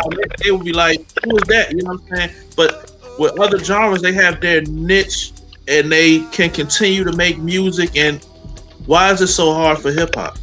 Oh, I see what you're saying too. I mean, I'm just before you answer, Vern, to your point, Barbara Streisand, she had like a concert. She had a concert for like 10 years or something. She go and sell The Garden 2 nights in a row. Yeah, and selling them for like $500 to $1,000 a pop. You know, right. It's crazy to me, dog. But our people gotta go and get 3 and 4 people at one time on a tour with each other just to sell out. It's crazy, dog. What you gonna say, Vern? Go ahead, Vern. I'm sorry. What you gonna say, Vern? You muted. You muted. Hip hop is a youth dominated culture, and right. You got to think LL and them 16, 17, they clowning Kumo D. You old, bro. I'm 28. What do you mean? You know, and it's almost disposable. So it's always the new flavor of the month thing. Yeah. You remember? Run DMC was done until Pete did the Down with the King joint, man.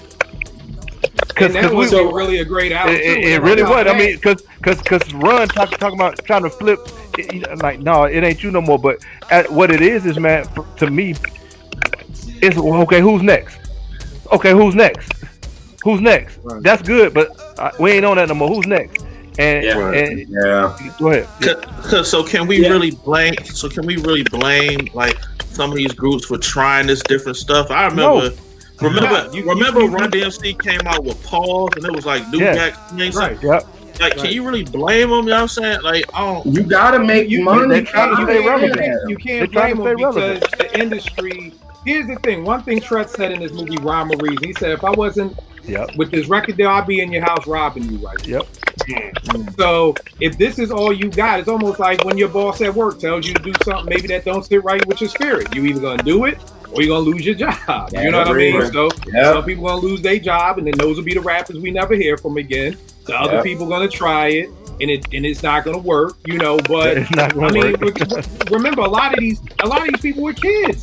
These are kids. You know what I mean? So you don't even have the mentality to be like, all right, let's really think about this. Like, to me, that's why Gangstar was so different, because Guru was like 28 when Words I Manifest came out. You know what I mean? So he was old enough to understand and say, yo, Primo, you can't just DJ. If you want to sign this record contract, you're going to have to do something else. And that's what got Primo into making beats.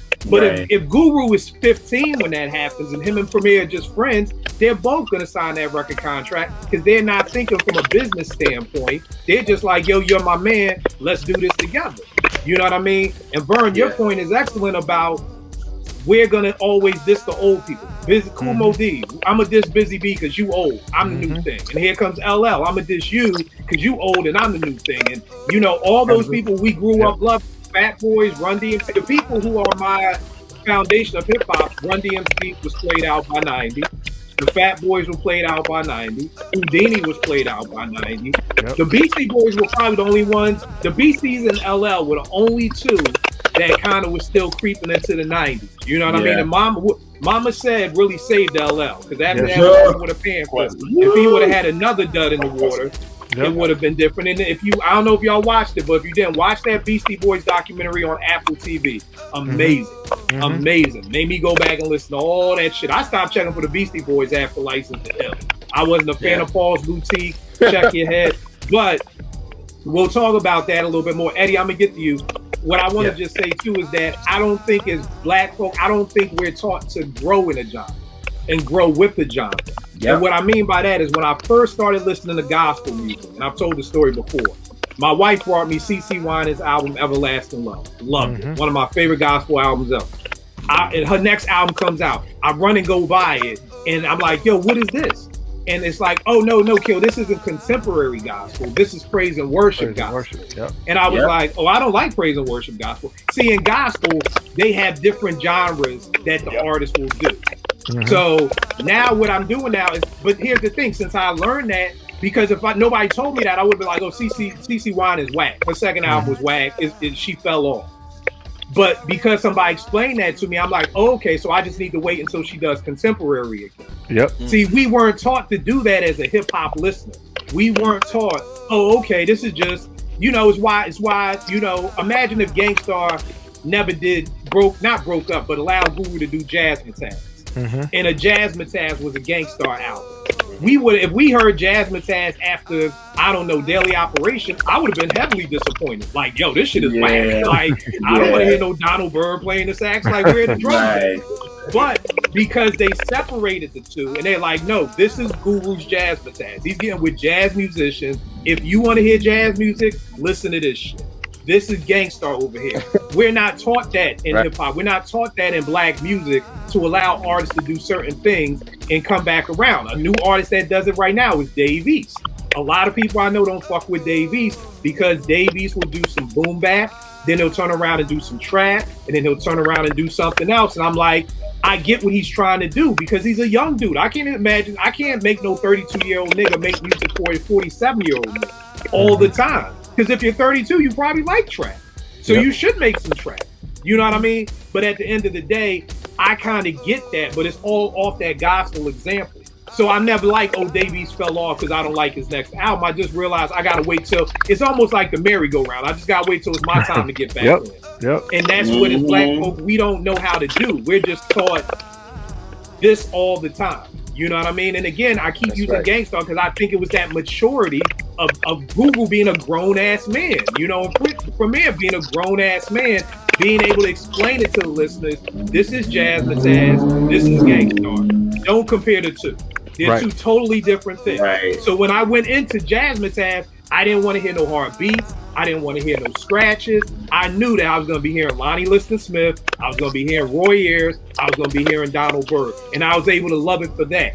If they never gave us that fucking, FYI, this shit ain't Gangstar, and that was a Gangstar album, Gangstar's whole legacy may be dead. Because we would have listened to that and would have been like, yo, this shit is whack. You know? I'm sorry, Eddie, what were you going to say? Oh, yeah. Funny, since you're talking about, I just got that Jazzmatazz on vinyl because I'm like, my son, my 6-year-old, he's into he's into jazz because my father-in-law is a musician, and he's into hip-hop because I've been playing, and I was like, man, that would be perfect for him to get into too. But about the Love Bug crew, like, hip hop was still very young at that time, and like evolving so much. Like, I think, at the age I was, like, it's kind of like growing up with it. Like when you're older, you kind of see it in a different way, right? But when you're young and kind of growing up with it, it's like it was really changing. Like the production, like the way music was being produced, like the innovation, right? I guess that's the word I'm looking for. The innovation in both the beats and the rhymes, right? So now you have like 91, music sounded more innovative than 93 when Wu-Tang came out. Like that shit blew my mind. Like it's kind of hard to go back to something, and it's one thing to have the fun hip hop, right? But it's almost like the Matrix. Now you're seeing it a whole different way. Like your mind is open up, right? Like how people talk about Rakim did with rhyme patterns and stuff. Now you're listening to MCs with the old rhyme patterns. It just don't sound the same anymore. Right. So I think that's part of what it was. Yeah, especially if you weren't there, because it's hard to give Run DMC's first album to a 22-year-old like, yo, this was the shit. Roots, you're in the industry, bro. What do you see it moving and shifting and changing and everything? What for the future? Or are you saying why? No, just that change. Where how like you set it off with the why can John Cougar Mellencamp do this and why? What do you think? What part does the industry play in shaping what comes next? Yeah, I think the industry plays a big part, man. You know what I mean? And there's a handful of people. Listen, it's like that with all of society, but the masses don't want to believe it. But it's a handful of people that dictate, like, nah, we're gonna make the music go like this, and then within 6 months the music will be going like that, and then the radio, everybody falls into place, and then within a year the music's hip hop particularly sounds a certain way, and it's because of these people at the higher up, they make the decision. I mean, you could always have a maverick song that comes out that goes against the grain, you know what I mean? But for the most part, it's people in the industry that like these mavens that make the decision, you know what I'm saying? And that's unfortunate. But to what Rel was saying, I think that a lot of times the older people in the community, like we're the older folks, right? We have the responsibility to make sure the younger people know what the music was like. You know what I'm saying? They don't have to listen to it as they're in music, but they should know the history. I'm gonna give you a case in point. Me and my old girlfriend, her homegirl worked for the publicity firm that represented Rolling Stone, right? The group. And she had tickets for us. I was like, yo, let's go. Me being a music head, I'm like, I'm never gonna buy tickets for Rolling Stone, and I got tickets to go see Rolling Stone. Let's go. And my girl is like R&B, hip hop at the time. She's like, man, you wanna go that shit? I was like, for the spectacle of it, let's go. She's like, all right, fuck it. We went. It was at Giant Stadium. It was a sold out show. We get there, yo, the whole stadium is filled.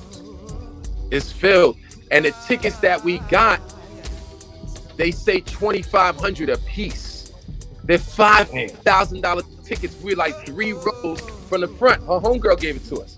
Yo, and people were offering us $1,500 for the tickets. And my girl was like, sell the tickets, we can go shopping. I was like, no, we're gonna go see this show, right? And I'll never forget this. So the show, the crowd wasn't completely, the stadium wasn't completely filled.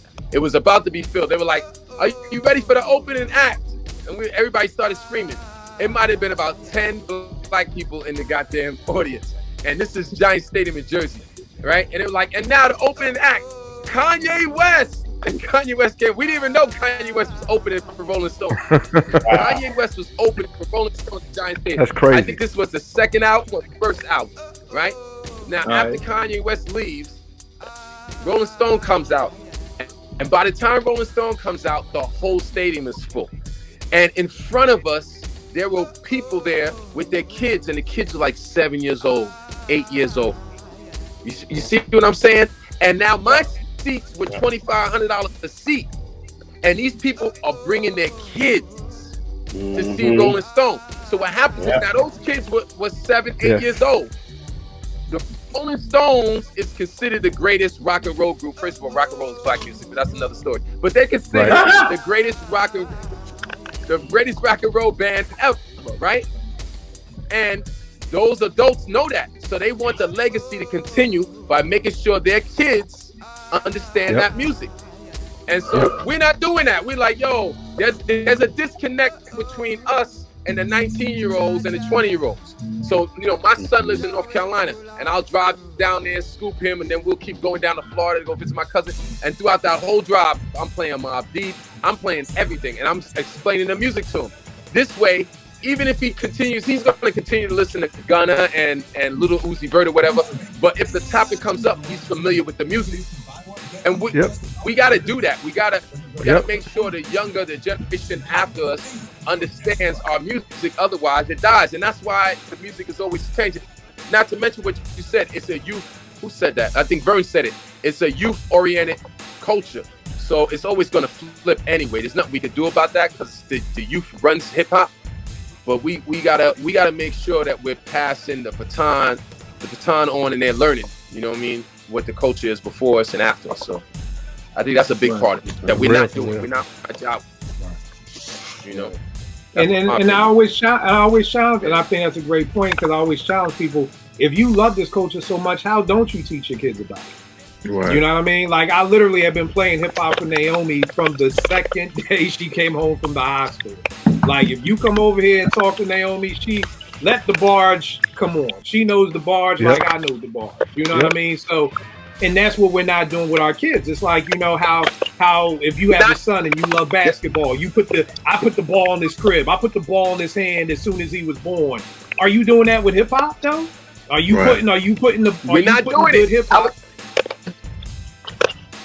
We're not doing it. I was at my man's house. He got a 14-year-old kid, and he's on the laptop playing music. He's like, "Hey, Dad, look at this guy. This guy's great. He's different." And we walk over to the computer. It was Busta Rhymes, and we looked at each other. The kid never heard of Busta Rhymes. He was 14. He was amazed. He was looking at Busta Rhymes on the computer, and I was mad at my man. I was like, "How come your son don't know who Busta Rhymes is?" You know what I'm saying? Like we're not doing our job. Man, listen. I used to when my daughter was in high school playing ball, she went to a magnet school, so 40-minute ride, and I would pick her and a couple of girls who lived in the neighborhood up to bring them home. All the way home. My daughter already knew what was up. This the one time you ain't getting no ratchetness. You finna learn Tribe, De La, Special Ed, all these things. So if you don't hear it no other time, when you with me, you gonna learn about it. I mean, my daughter is ahead when it comes to music. She put me on to the newer stuff that's in the vein of what I listen to. So we still constantly learning from each other. But to your point, Roots, we got to do that. There's no way in the world a 14-year-old dude shouldn't know who Busta Rhymes is. Something interesting to watch me too is the parents kind of forget too like they're like, oh, I don't want to listen to Tribe. Well, I don't want to listen to Run DMC. I want to listen to something new. So it's kind of like they're forgetting their roots too. But you know what I said about that, is that being at Morgan, I realized by hip hop being cool, if you were young and black from the hood, everybody listened to hip hop. Right. The problem is that when you graduate, there's a difference between a hip hop head and people who listen to hip hop. Right. A lot of people who just listen to hip hop, once they graduated and got in corporate America and started doing their thing, it's kind of like bye-bye hip-hop. Like, I'm not around that anymore. Like, I've had people who've asked me that we went to school with, like, yo, Kill, you still listen to hip-hop? I'm like, the fuck kind of question is that? Like, that's like asking somebody, like, do you still listen to R&B? Like, why would I even assume if I knew you loved R&B in college that you would not listen to R&B no more? So it also seemed like those people who weren't hip-hop heads, they left hip hop. I call them the housewives of Upper Marlboro, or the housewives of wherever. Like you're too good now to listen to hip hop. Like I don't listen to that shit no more. Like what's wrong with you, Kill? Like and And again, it goes to show that you're trying to follow the leads. Like I said, I've been in church for 21 years, and people are questioning, "Kill, you still listen to hip hop?" Yeah, never gonna stop. Sorry, love Jesus just as much as you do, my brother. Nigga, I'm not giving away my CDs. Get off of that. You know, like hip hop is who I am, but for somebody else, you know how many records and CDs I came off of because people got saved, and the pastor told them to get rid of their record collection. There's secular music. Right. Come, bring it on over. Bring it on over. I did that. I will gladly take your secular music. I will take it. Kill. I was that person. I had a huge CD book, gave it away, and I remember my friends at the time. They were like, "Are you sure?" I was like, "Here, I'm gonna keep this in the locker for you. You're gonna come back 2 days later." Hey, Eddie's friend was like, "I won't sell it." He was like, giant. He was giant. Moment of blues. I won't sell it, Bleak. I won't sell it. and again, please keep in mind, this is not a shot at nobody because Christianity. I've done some stuff that I'm not proud of, but I had to learn my own walk with God. I'll say that. So number one, I was not throwing a shot at anybody who gave it away. I'm just saying for me that you have hip hop heads, you have people who listen to hip hop, and I feel like hip hop for some people it was a thing.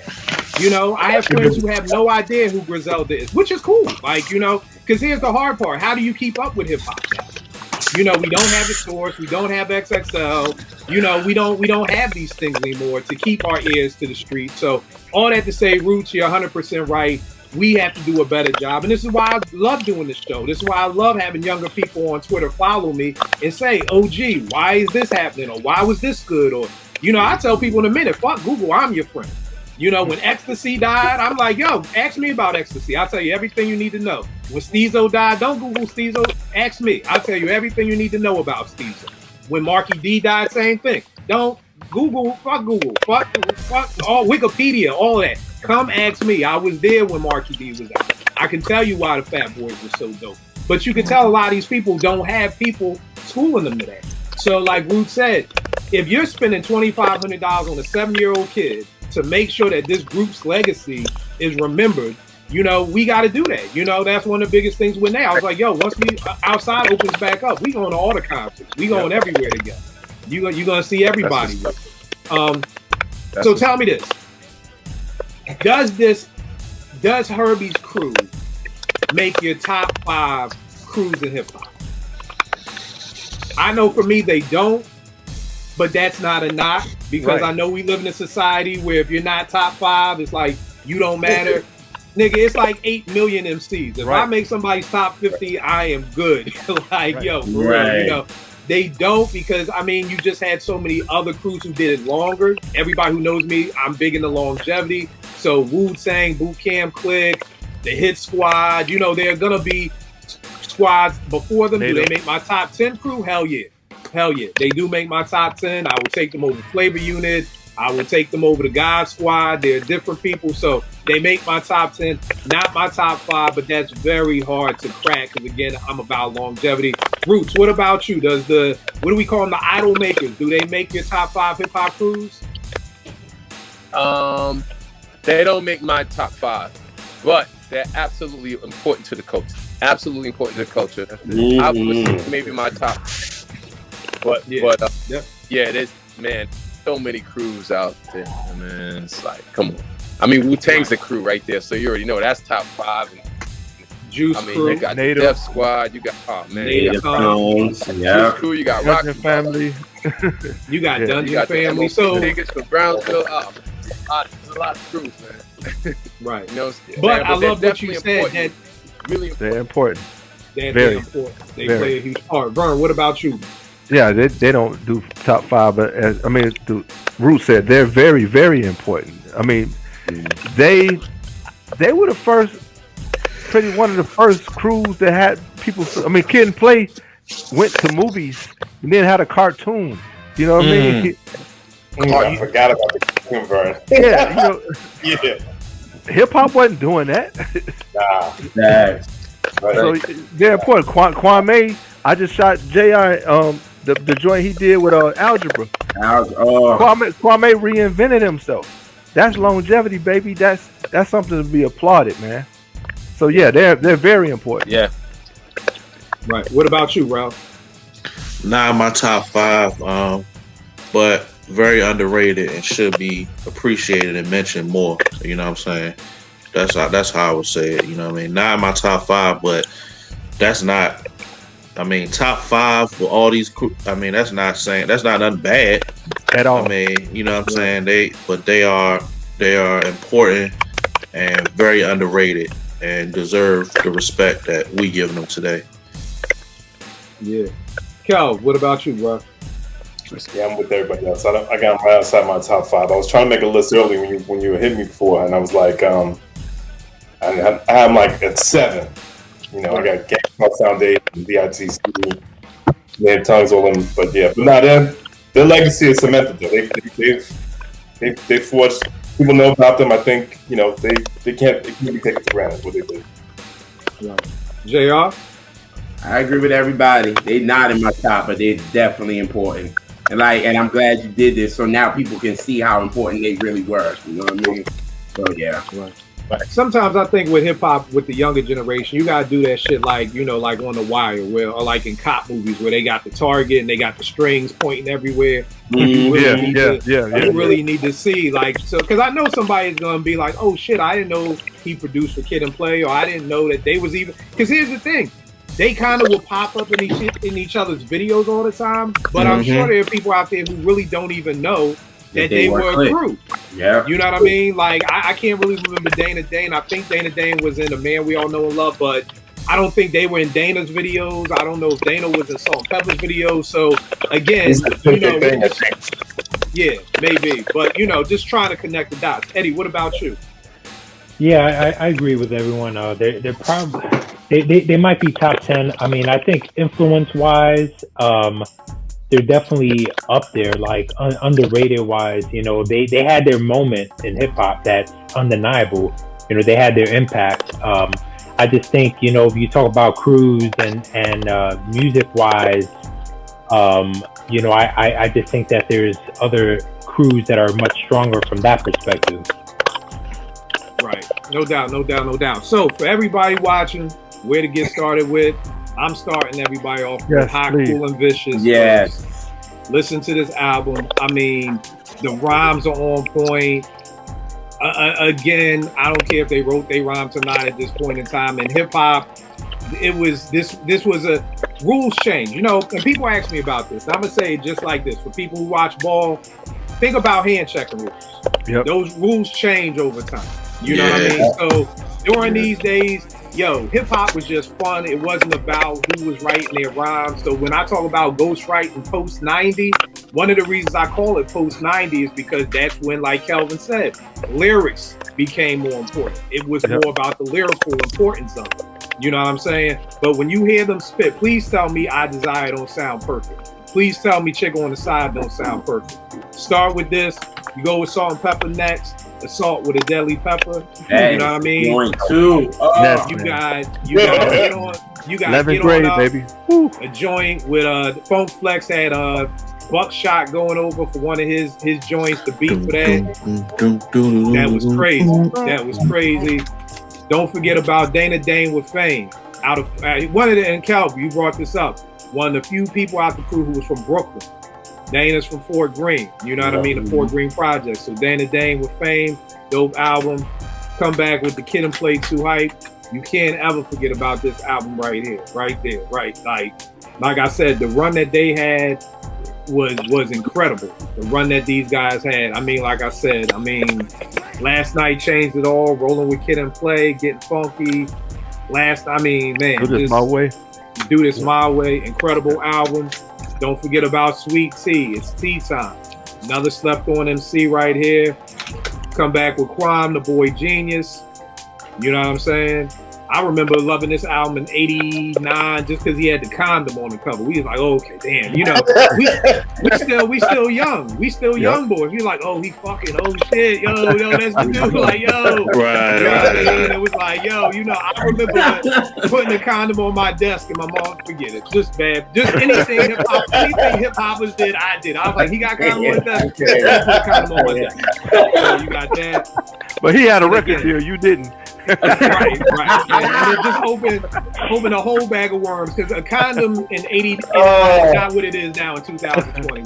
So like, if your mom's caught you with a condom in 89, it was like the end of the world. It was like, yo, have a talk, call your dad, come get your son. It was just it literally like was a Trey, production. like Trey and Mama said, you had to go move in with Furious Styles. Right. It was like, please don't call my dad to come have a talk with me. So yeah. And then you got a very Grimes' special second episode of follow-up Apartment 5B. Yeah, it's a very special episode. And then you finish it off with this. Like I said, man, an incredible crew. Salute to Herb. Like I said, Roots, I'm still just, I don't even have a word for it. For you to be able to say you used to argue with Kwame about comic books and Eric B sitting on your steps, like, bro, like your childhood is like, I'm envious. Like I said, this is why I went to Brooklyn every summer, because it was like in hopes of seeing a rapper. Like it literally was like, can I see a dinosaur? Like it literally, I would get the subway map and be like, oh, Farmers Boulevard, I want to go there. Okay, Hollis, I want to go there. Like it literally was like, I was that kid in 85 and 86 that's like, yo, I want to see this stuff. So for you growing up in that, bro, that's incredible. Roots, let them know where they can get at you, man. Let them know about your company too, your moving company too. Oh yeah, okay, yeah. So you can get at me at Slow Cook on my Instagram. It's at Slow Cook, SLOWCOOKED. You know what I'm saying? That's my Instagram. You could Gmail me at akidcalledroots@gmail.com. You know what I'm saying? Send some beats, or you got an artist you think I can help you work it out with them. You know what I'm saying? Then I got a moving company. The moving company is called The Removalists. You know what I'm saying? And you can find that on Instagram, The Removalists, or the removalistnyc.com is the website. You know what I'm saying? Because the music game is flaky. So I had to have a little residual income. So I got the moving company. You know what I'm saying? And yeah, you can reach out to me in those ways, you know? That's the best way to get at me. Just a quick salute to you. I always gotta give you the flowers. For people who didn't see the last episode, this is my OG. This is the guy who, when I got to Morgan at the radio station 889, what happened? Yeah, like all the flowers to this dude, right? Yeah, all the flowers to this dude right there. It's funny because when I'm posting beats, people are always asking me like, yo, how do you get your drums like that? I'm like, yo, my nigga Roots.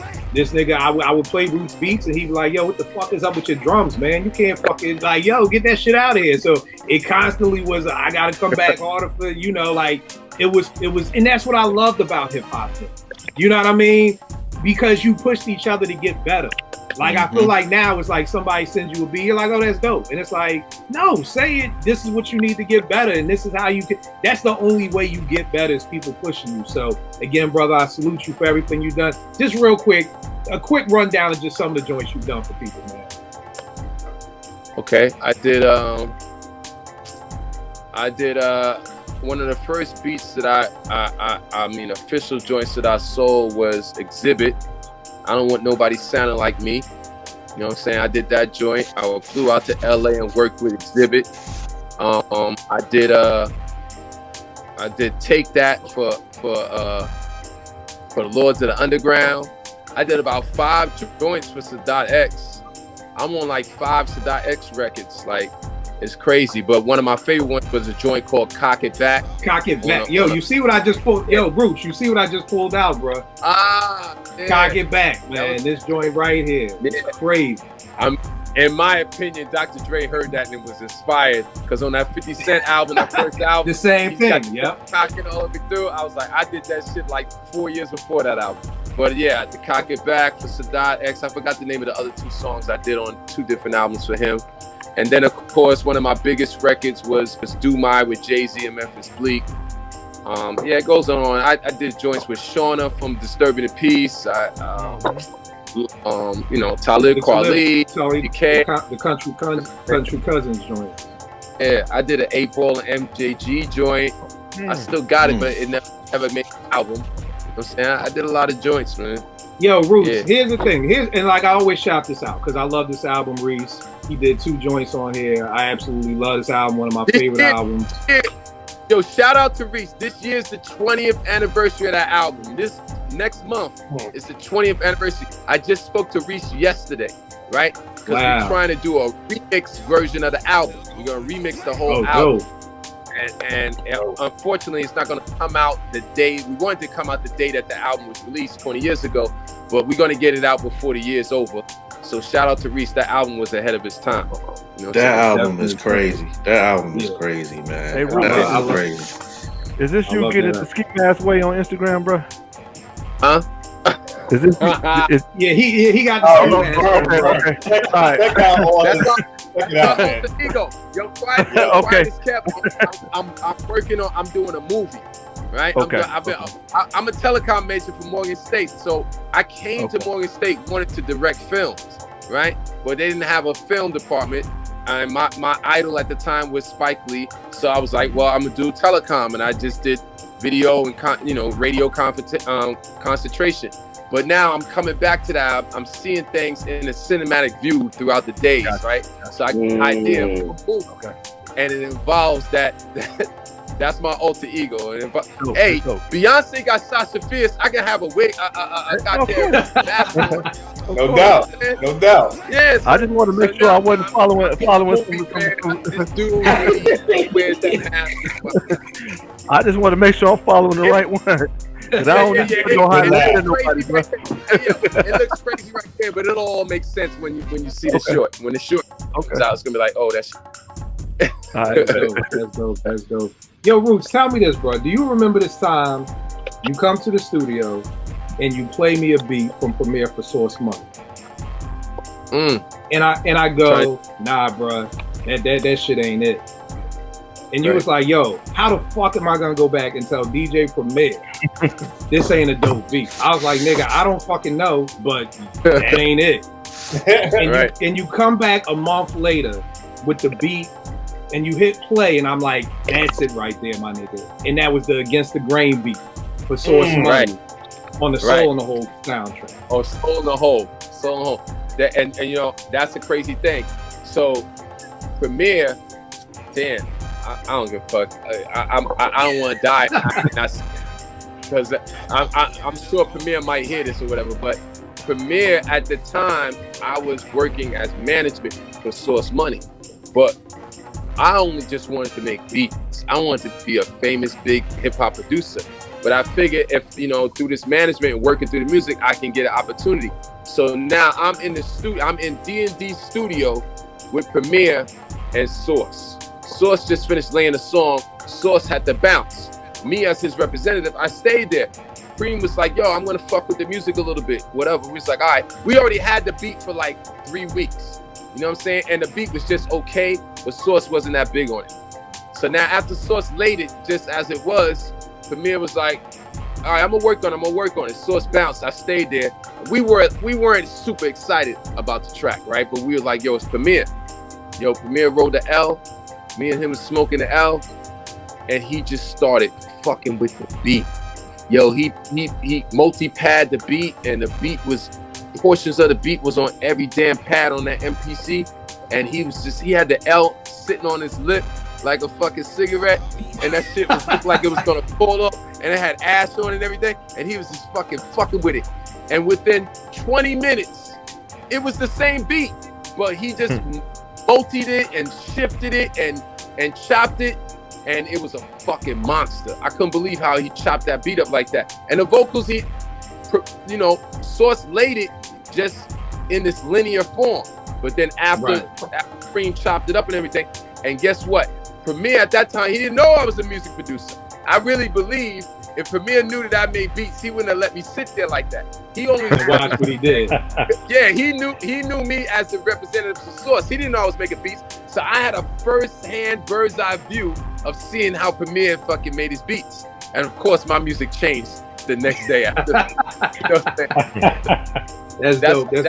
That's dope. Premier now knows, like, he was so influential, with me and my music. Like, I was like, oh, this is how you do it. I went home and just figured it out from there.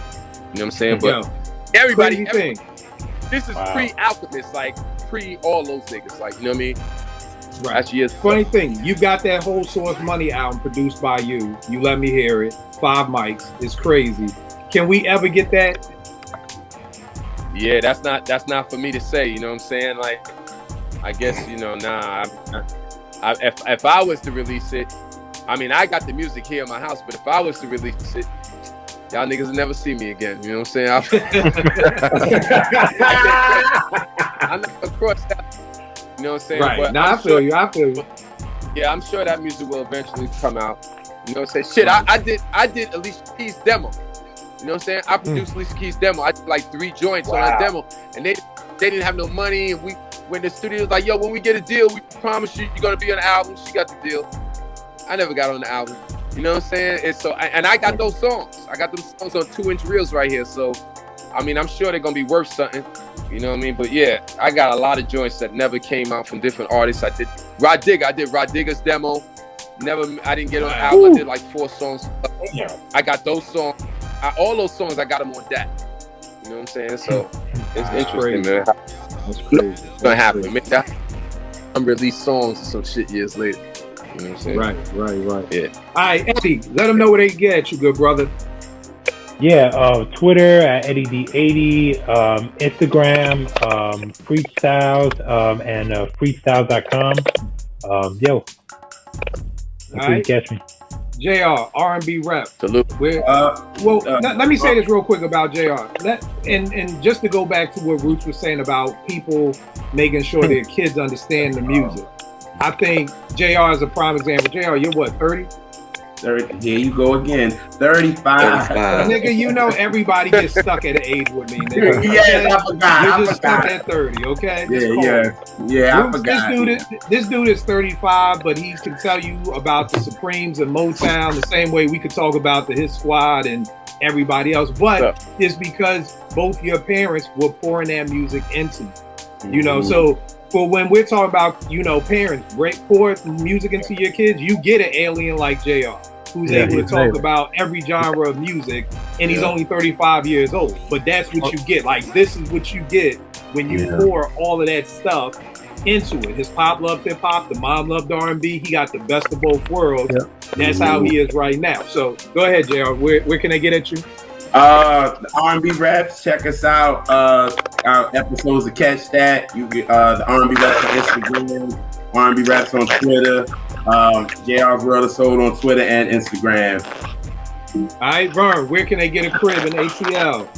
At V the Lone Closer on Instagram, V Chandler 10 on Twitter. Last thing on this episode, anytime I mention Salt and Pepper, one of the dopest things about them was their intonations. They delivered their rhymes like actresses. You know, they weren't just saying words. You know, yo, Salt, are you ready to work it out? I mean, the way they did their little accents and stuff, it made you feel their music, bro. And I salute them just for the way they delivered all of their rhymes, man. Yeah, very, very dope group. Very dope group. Rel, where can they get at you, brother? Uptown J Ben on Instagram, JBen215 on Twitter. All right, Kel. Real simple, at Kelvin Davis Sr. on Twitter, at Big Kelvin Instagram. Yo, where you live at? You in Philly? Huh? Nah, I'm Maryland now. Roots, who you talking to? My bad, Kel. All right. No, Kel. Kel out here. Kel out in Bowie. I'm in Bowie. Rel, I was. Rel, yeah. Rel out here too. I'm out here too. Oh, okay. I'm out here too. Yeah. Y'all went to Morgan. I went to Compton. Oh, that's what's up.